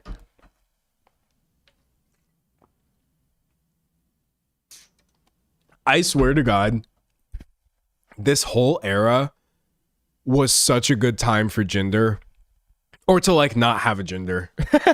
Like, I mean, many of the people doing it were just expressing themselves through fashion. It didn't have anything to do with gender. But I'm telling you, there were so many amazing, like, neutral slash, yeah, oh my God, it was just, it's great. I love it. Truly. Anyways, what else we got? Someone said the 2000s has some special corners of musical moments. It really does. Yeah, it really does. There's also this band that gets a lot of flack right now. Like, people literally hate them. And I don't think it's that serious. Called, that's not what I wanted. There's this band called After, or a group or whatever. And they're making like this sort of 2000s pop pastiche. And for some reason, like Pitchfork hates them. Music fans hate them.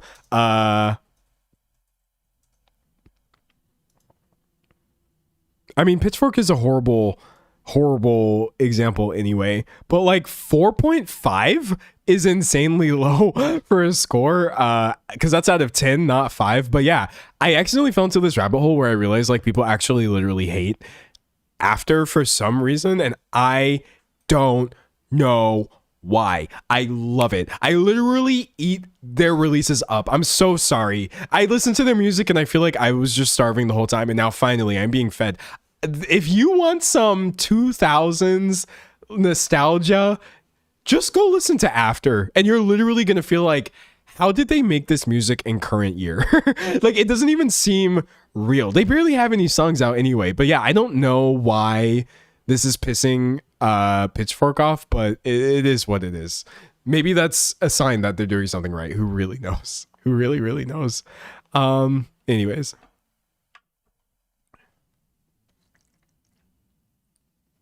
Someone said people thought the world was going to end into the 2000s.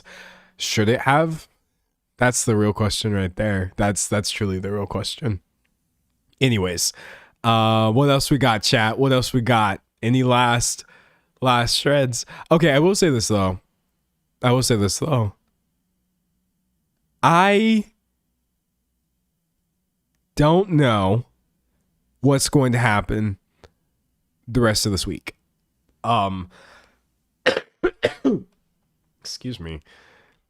If I was like actually feeling better, I would just tell you, obviously, like, yeah, catch me live on Saturday and catch a new video tomorrow. But like, I feel like I've been so uncensored this entire stream. I don't know why I'm so sick. I'm really confused. Actually, somebody told me that I should go to the doctor if I'm still sick in a couple days, because it's been a while. And I'm like, but like, what I really think is going to happen, honestly, like, they're just going to tell me that I have to wait anyway. It just, to me, seems to be some sort of annoying, like, cringe infection that I'm dealing with, obviously.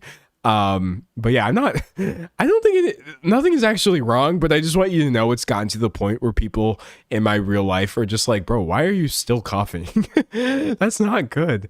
But I stubbornly am still here because I'm just like, oh, who's gonna check me? Not you. Someone said, did you even record? No, I knew I wasn't gonna record today. I streamed anyway because I actually genuinely enjoy it. And I don't even know why. Like, y'all are just really great. Y'all are just really dope. I like this stream, us being live right now for 3.5 hours. I didn't get to turn this into content. It'll live on my channel for anybody who wants to watch it after the fact, but like, I just freaking love live streaming. I love live streaming on this channel. No one will ever stop me. Someone said Dr. should help. Yeah, they could. I guess if like tomorrow this winds up still being an issue, I'll see what I can do. Someone said, don't make me cry. No, don't cry. No, don't cry. No happy crying or unhappy crying. I will say I do really love the time I spend doing this, but don't cry about it. Don't be emo. I won't be emo. We can be strong together. Yeah, no, I literally had two options today, which is just be miserable by myself or be like kind of miserable somewhat on the live stream. But I figured, honestly, it would like pick up my spirits, and it literally did. It literally did. Here, let me tell you some years in which this probably would have had the opposite effect. 2019. I don't think that would have been a good time for me to come on live when I'm feeling bad. 2020 was also a pretty bad year. Even though I did make some really good content in 2020. We popped off during the pandemic. Pandemic wasn't good, and I wish it hadn't happened. Just coincidentally, I also put out some bangers. 2021, that was a terrible year, and that was pretty much my low point. I feel like 2022, I don't think I was posting content in 2022. I had to take... That was bad. 2023, I don't think this would have made me feel better either. Because I had only just come back to content and I was being very guarded. I moved to North Carolina in 2023. It was very scary and I didn't know if YouTube was going to work. Which, by the way, thank you so much to anybody who watched me in 2023. If you didn't, that's fine. But what I'm talking about is that 18-month break I took. Not the last one, but the other 18-month break I took.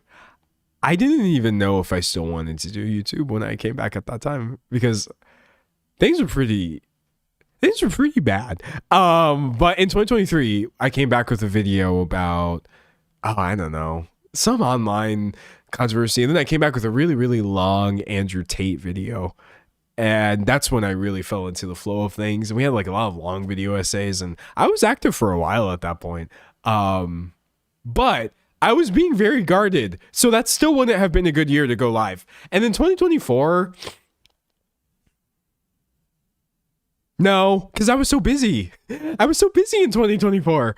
I didn't have time for this. And then 2025, I didn't post anything because reasons. And so I feel like, honestly, starting from 2019, 2021, 22, 23, 24, 25, this is literally the first year of me doing YouTube that I actually think is like a net positive to my mental health. Because I feel like I was just doing it so poorly before, like longevity wise. I know the content was popping or whatever, but like I was depressing myself, not intentionally, but I really, really, really was. But just out of sheer stubbornness and my absolute refusal to let go of something that I worked so hard on, I also have taken a really hardline stance in my life of like not doing things that, you know, would contribute to my mental health being worse or whatever. Mostly because like I think there's enough things in my life that will already lead to me having poor mental health. So I don't need to add to that myself. But yeah, I wanted both things. I literally wanted both things. Someone said this makes me so happy. No, you should be happy for me, actually. I wanted both. I wanted to do YouTube, a lot of YouTube. I wanted to post hella videos, and I wanted to be happy just generally in my life. And that's essentially where I am now. Is it a little cringe that it took 7 years to figure out? Yeah. But you know what those 7 years were called? My 20s.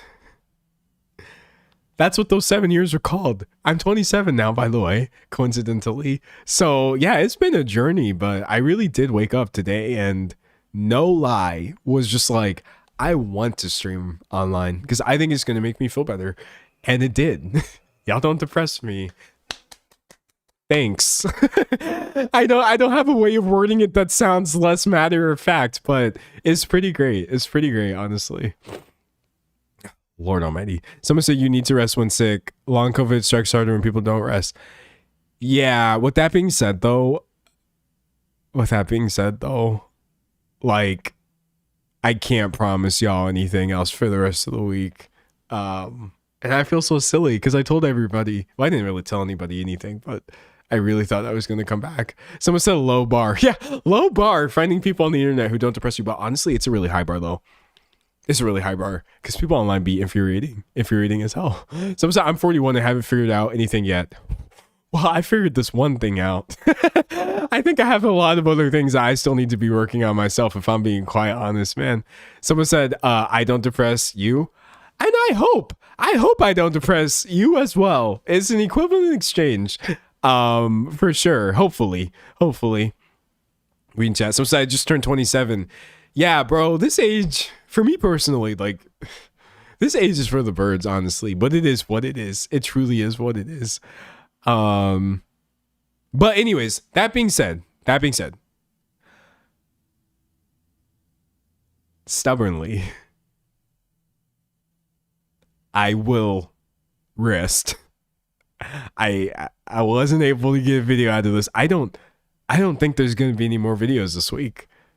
I want there to be, but there probably won't be because I don't want to like hack and cough my way through a video when like I'm not thinking well. Also, I don't think correctly when I'm on any sort of medication. Does anybody have that experience? This sounds like I'm knocking meds. That's not what I'm talking about. What I mean is when I take anything that is not things that I usually take, the first thing to go, my power of reasoning.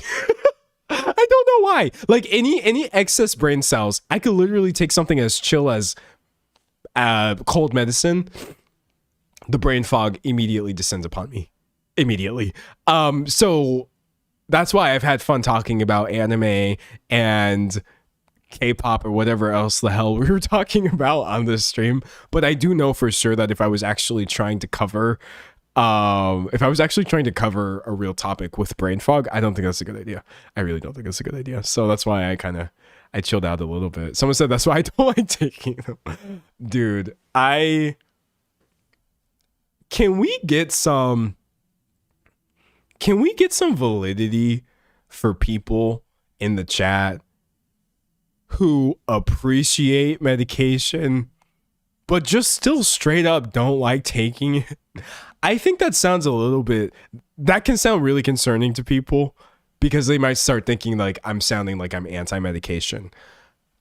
I'm not anti-medication. I prefer the easy route of everything in my life. So if you're handing me something that will make things a little bit easier, I will take it. But that doesn't mean I don't have the right to throw a temper tantrum over side effects. I'm a big complainer about medication. I absolutely I'm being a little bit vague here, but like in general, the things that I have to be okay with just so I can get the good parts, sometimes I'm not okay with them. Sometimes I just get really mad. I get really pissed off whenever I have to take medicine or be medicated, but that's okay. That's okay. Someone said I take my meds, but I don't like them. Exactly. And I don't have to like them. I really don't have to. It's not my responsibility. Someone said I hate it every time. Someone said that is your right. Exactly. It's a tool in the toolbox, but that does not mean the usage of said tool must be an enjoyable experience that I never complain about. Sometimes I'm like, why do I have a toolbox? What am I building, a shed? What? Oh my god, it's annoying. Someone said me with birth control. I've heard the side effects for some people for birth control can also be like a number. They could be a doozy, for real. So that's very fair. Yeah, no, it really is. Some meds make me feel so dull. Oh yeah, the dullness. I've shown this image before.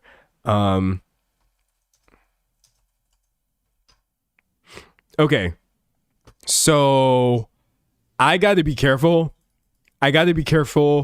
With this image because it's used a lot in like really gross spaces. Hold on, let me see if I can just find it. I don't know why I can't find it. Oh, I found it. Okay. So I'm giving you a big disclaimer. The vast majority of the uses of this Wojak meme are on 4chan. Okay, you should be scared of most people who are using this meme right here. I don't like it. However, it's still a useful image, right? I'm not trying to get all 4chan-y on you. The greatest way I can explain what certain medication that shall not be named does, what people do essentially is they take this Wojak and they exploit it into a bunch of different versions. Oh, here's a sad version. Here's an angry version. Here's a meme version. This is what happens. This is what I turn into.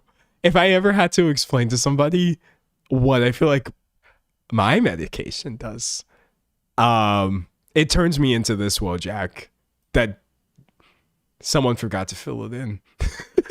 I feel like a placeholder. Yeah, I feel like a placeholder. But that's okay. That's okay because it's an alternative to like the darkness. So I will take the alternative in a heartbeat, honestly. But yeah, I just be over here just like literally just like vibrating noises, honestly.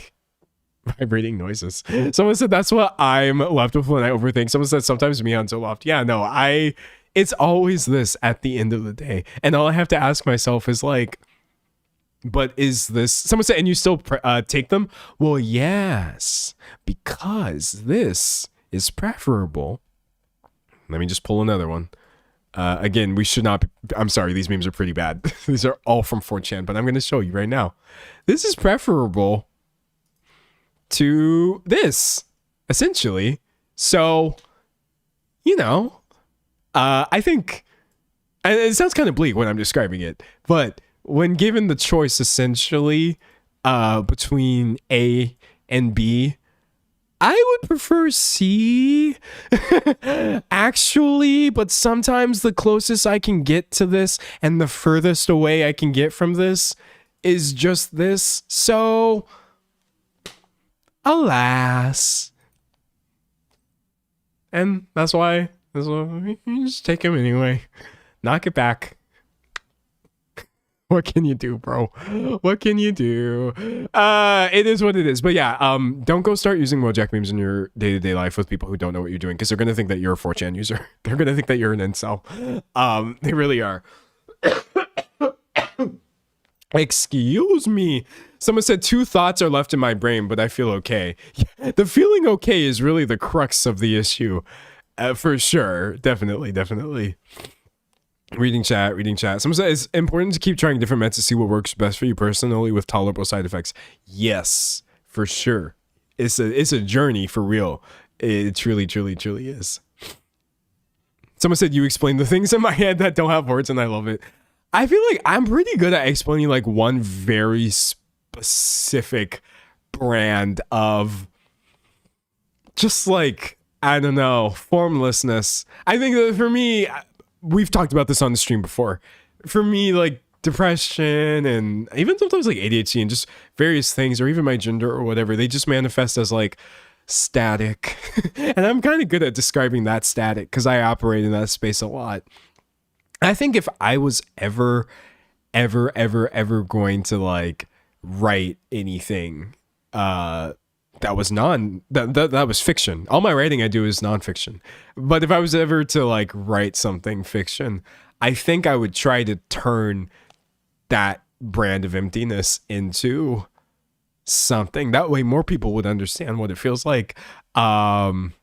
I think that would be pretty dope, honestly. But like, that's the only theme that I've ever wanted to write about. I think people write about love, and I think that's great. And people write about heartbreak, and they write about, I don't know, like family and stuff like that. There's only one artistic muse I have that I think about all the time. I just can't stop thinking about. And it's just how deeply empty sometimes everything can be. So I think there's a lot of room there. Granted, it's hard to draw from an empty well. I think a lot of times you have to get like past the point where you were at your lowest, and then it becomes easier. Someone said this is me, and they have the blank face emoji. No, you understand. Hold on. You literally understand. Dotted line. Okay, hold on. You've truly reduced. You've reduced me to my barest essentials. Oh, what the heck? Okay, these are all... What? I should just do pictures. Okay, yeah. This is the only artistic statement I want to make. I feel like this doesn't get explored enough. Like, if I just do emoji faces... It would get like a whole big list of them. Okay, great. Yeah. I think a lot of things are about like these feelings right here. A lot of artwork is about this or this with the hearts or the crying. And I could point you in the direction of several songs, movies, books, poetry, etc. I think all of these have been covered pretty darn well for the most part. But I think there's so much of this happening in me. And I feel like I want more artwork that just really makes you feel like this. So yeah, someday, if I evolve even more as a person, which I would hope I do, maybe I'll get better at like writing things, and I can write something for all the people who just be blank. As I say, placeholder. If you ever felt like a placeholder, or if you've ever felt like your body is a placeholder, I'll write a book for you someday. Someday. Someone said thoughts on the Emoji Movie. Yeah, no, or we can just all watch the Emoji Movie instead. I think that would be more fun. Funnily enough, I've never even watched the Emoji Movie. Emoji Movie. Its mere existence scares me. And I can't believe it's turning 10 soon. We'll have a decade of the Emoji Movie at some point, but it's a no for me, dog. It's a no for me personally. That being said, I still be using the hell out of emojis. Some people like hate them, And I don't know why. Emojis are great. They're really, really great. Someone said, oh my God, I'm actually working on something that feels like that expression. Please continue to do so. We need more of that in the, or I would like more of that in the world for sure. For real, for real, for real. Reading. Someone said new long song or album title, My Body's a Placeholder. Turn that into a song. I'll stream it. I really, really will. Some say emotional numbness paired with derealization and depersonalization lead me to extremely dark places. Yeah, I know. It's really just that at the end of the day, for me anyways. That's just me. Anyways. Oh. Blah. My favorite emoji is the clown. Y'all know how I feel about clowns, or maybe you don't. I love clowns, honestly. Clown emoji. Clowns come up very often on my live stream because you would think it was because like people are exhibiting clownish behavior, but no, I'm usually the one bringing up. I love clowns, honestly. I don't know if the clown was a giveaway. You can't even see. And this isn't even the only clown that I have tattooed. Clowns are great.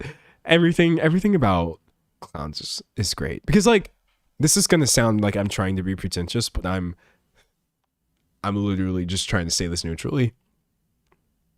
I feel like clowns have it figured out. Someone said, do you ever feel like a plastic bag coated? No, literally. Like, at the end of the day, let's just get some pictures of clowns up in here, man. At the end of the day, are we not literally all doing this? This is how I feel about clowns in general. Maybe that is my final evolution. Because I always wonder what's the last thing I'm going to do before becoming a librarian. Obviously, we've talked about this a lot. I already know what my last career is going to be. After I make whatever it is I want to make, I don't know what it is, I'm going to become a librarian. It's going to happen. Wait, let's do like, can we do elderly? Aw, okay. This person right here, I want what she has. This needs to be me. When I'm in my, I don't know how old I'm going to be. The last thing I'm going to do is become a librarian. But I do feel like I probably have one more career left in me before librarian that I don't know what it is. And I'm starting to wonder if I shouldn't just go to clown school and just become a clown a little bit. I don't think I'm going to make any money. And I don't think anyone will like what I'm doing. But maybe I'll learn something about what has always drawn me what has always drawn me to clowns, honestly. I think I would do it. I really do. Someone said her shirt is epic. Was it? Oh, that is nice. Bro, I will wear that right now. Literally do not test me. I would genuinely wear that shirt right now. The embroidery is super, super dope. That's a lovely picture. Anyways, yes. Dabble in clownery, as someone in chat said. YouTuber? I count that as my first career. YouTuber? Question mark? Clown. And then librarian. And then I will become a vampire. Probably. Because I'm not planning on dying, honestly. I really am not. Someone said clown is philosophy. Danzel's a mime. Yeah, maybe it would be a new exercise for me, which is called not yapping. If I did become a mime, that would be crazy. I wouldn't even be able to speak. I'd have to be like, I don't know what I'm doing. I know nothing about clowns. So you can do clowning as a hobby. You're right. I could start now. Someone said rap career, please. I mean, oh yeah. Oh, should I do a music career? Okay, hold on. We can throw that in there too. Okay, let's do this correctly. YouTube? Question mark? Because I'm not going to go directly from YouTube to a music career. I don't think that's a good idea for me. And then I'll dabble in music a little bit, and then I'll never release anything ever again. That way, whatever music fan base I have is just an eternal hell. Because I like it when artists do that for me personally. I love discovering a band or a singer who has a really great artistic vision, and I listen to their stuff and I'm like, this is so good. And they do this really funny trick called never releasing music again. So I will say, whenever I do start releasing music, sorry. I hope you don't like it, because I'm probably only going to do that for a couple years. And then I will move into some other unidentified thing, and then clowns, and then librarian. So there we go. YouTube, something. Music, something. Clowns, librarian. That's my whole life ahead of me. That's my 5, 10, 20, however many year plan. Easy peasy. Someone said, don't Frank Ocean me. No, that's the goal. Frank Ocean is the platonic ideal of how I would like to release music. That's what y'all don't get. I think Frank Ocean is so funny for releasing great music like a decade ago plus, and then dipping forever. And I'm going to tell you right now, chat, I do think a lot of you need to hear this. I think a lot of you need to hear this. And I'm sorry, because this is going to sound really harsh, but you need to know this is coming from a place of like love. This is coming from a place of me wanting the best for you. Frank Ocean is not releasing another album. Disabuse yourself of the notion that that's ever happening. There is no Frank Ocean album on the way. He's not working on an album, and he's never going to release one. I think many of you also need to know that the same is true about Rihanna. There will never be another Rihanna album. I don't know who needs to hear this. I know, like, Rihanna herself, billionaire, obviously. No. I'm not talking about her as a person. I'm just talking about musical output, because her musical output's pretty great. It's never happening. Rihanna is not going to release another album, and Frank Ocean is not going to release another album. Free yourself. Free yourself. Because here's the thing. I was in this hell for like literally like 8 years. 8 years, I think, of expecting music from these people. And then that's when I realized, like, why am I doing this to myself? I don't need to live like this.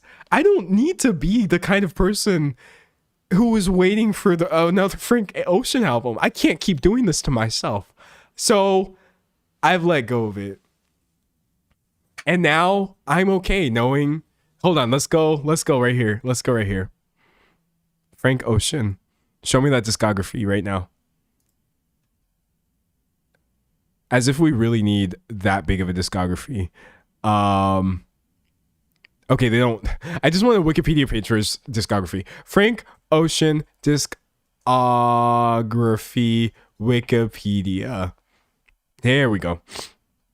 All right. So, what's your favorite Frank Ocean album? Channel Orange? Or Blonde? His last album. That's what this is, okay? That's what this is. Let's just be honest. What was Rihanna's last album? Was it Anti? I believe so. Yes. Anti by Rihanna. It says Anti is the 8th studio album by the Barbadian singer Rihanna. No, it's the 8th and final. 8th and final. Okay? So, this is how I cope. This is how I cope with the fact that I'm probably never going to hear another song from either of these people that's like an actual serious song. I mean, we're on into soundtrack music, but that's not the same thing. I've let go. Both of these things happened a decade ago. I've had to move on with my life. Someone said Anti was so good. Bro, Anti was really good. Listen, I love me. I genuinely love me some R&B, pop, etc. And also, you know what's a really, really, really, really good album though? This is kind of like preaching to the choir because this album is already popular. It's already popular. I swear to God, I cannot get away from SOS by SZA. This literally came out years ago, by the way. I think the thing is, like, when SOS came out, I liked it. And I was like, yeah, this is fire. I love SZA. But then I just kept replaying the album at like various times, various places. And at this point, I have accidentally listened to SOS by SZA so many times. I don't know why I've listened to this album so many times. I feel like all of the singles are fire. Someone said still bangers. Yeah, if you're talking about this one, bro, someone said Control is better. I mean, Control is a dope album for sure. I don't know. I mean, it probably is, but dude, something about SOS specifically is like that album, okay? It's really that album. Reading chat. Someone said it's kind of cinematic. Someone said perfect post-pandemic album. Yeah. I don't know how to make that make sense, but I feel like you're right. Like, I mean, it's not like COVID had completely disappeared by December 9th, 2022, but it kind of felt like the beginning of something new is the best way I can word that. I mean, Good Days alone. I mean, Good Days came out way before the album was released, but that is such a good track, man. Kill Bill is such a good one. I really, really, really like this album. What's your fave off of SOS? I have an underrated fave. Low is my fave. Straight up. Nobody talks about this one. I don't know why. I also really like the one with Phoebe Bridgers. I forget what that track is called. Phoebe Bridgers. That's my second favorite. Oh, Ghost in the Machine. How could I forget? Okay, so yeah. This is like my popular favorite answer would be Ghost in the Machine featuring Phoebe Bridgers. I really, really, really, really, really like that track. But I promise you my actual favorite off of SOS is Low for some reason. Because it just goes hard. Listen, I just love me a banger, okay? I like a song that just goes crazy, goes bananas. And Low is just so good. SZA also goes super low. Someone said Low is on my stripper playlist. Yeah. SZA herself, like her delivery on that one is so good. But yeah, Ghost in the Machine, man, is super, super fire. For real, for real, for real. Someone said not me saying Ghost in the Shell. Ghost in the Shell. I mean, if anybody would release a song called Ghost in the Shell, it probably would be SZA based off of her discography. What's your favorite off of Control? Is Doves in the Wind on Control? Because I don't actually remember off the top of my head. Doves in the Wind. We can't look at the lyrics for this on stream. We can't do that. Oh, it is. Yeah. Okay. Yeah, I think probably this song for sure. The lyrics are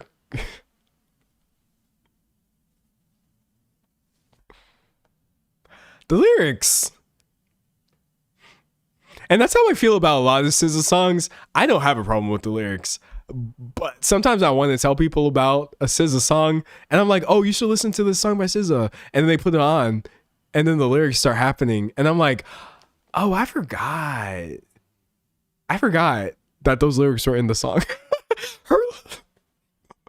So just know going into Doves in the Wind that the lyrics are they're out there for sure, but it's a beautiful song. It's so pretty, honestly. It's pretty. I love it. Someone said Prom is my fave. That's a good fave for sure. For sure.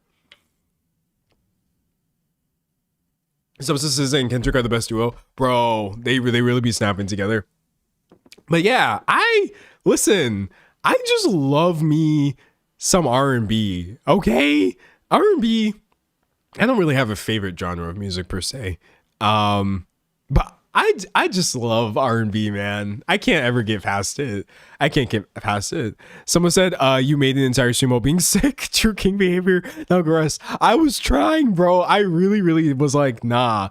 We all got to clock into work when we sick sometimes. Someone said, do you like Leve? Yes. I mean, like, do I listen to Leve? No. But do I like what Leve does? Yes. And I think that's a really big distinction I have with a lot of artists. I think her sound is super dope. It just happens to not be a sound that I'm into. Does that make sense? But Leve herself seems super, super cool. Jill Scott released the album of the year. Jill Scott released the album of the year in 2026, and nobody knows. I can't bring up the album because it has artistic nudity, a painting of nudity on the front. She released the album of the year, bro. I'm sorry. I'm not sorry, but that's the answer. 2026. I don't think anybody's actually gonna top that album. If I'm being for real, I really, really don't think it's gonna happen. I've been listening to other. I've been listening here. We'll bring it up right here.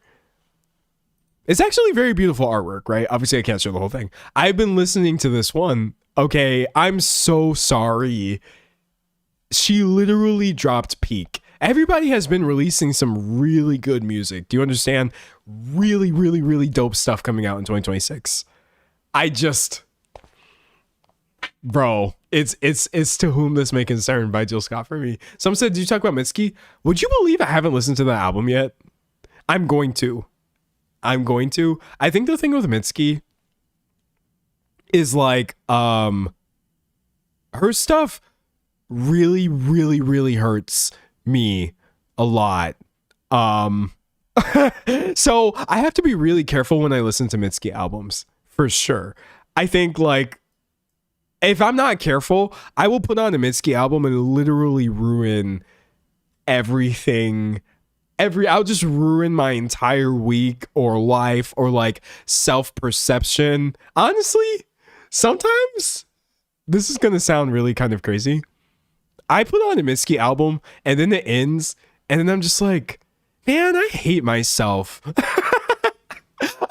I be turning off Mitski albums and I'm just like, I hate the way I am. Why am I like this? So I'm waiting until I'm actually emotionally prepared enough to deal with whatever subject matter she's gonna put on that album, because I'm just like, she has a way of writing songs that really just they piss me off really bad.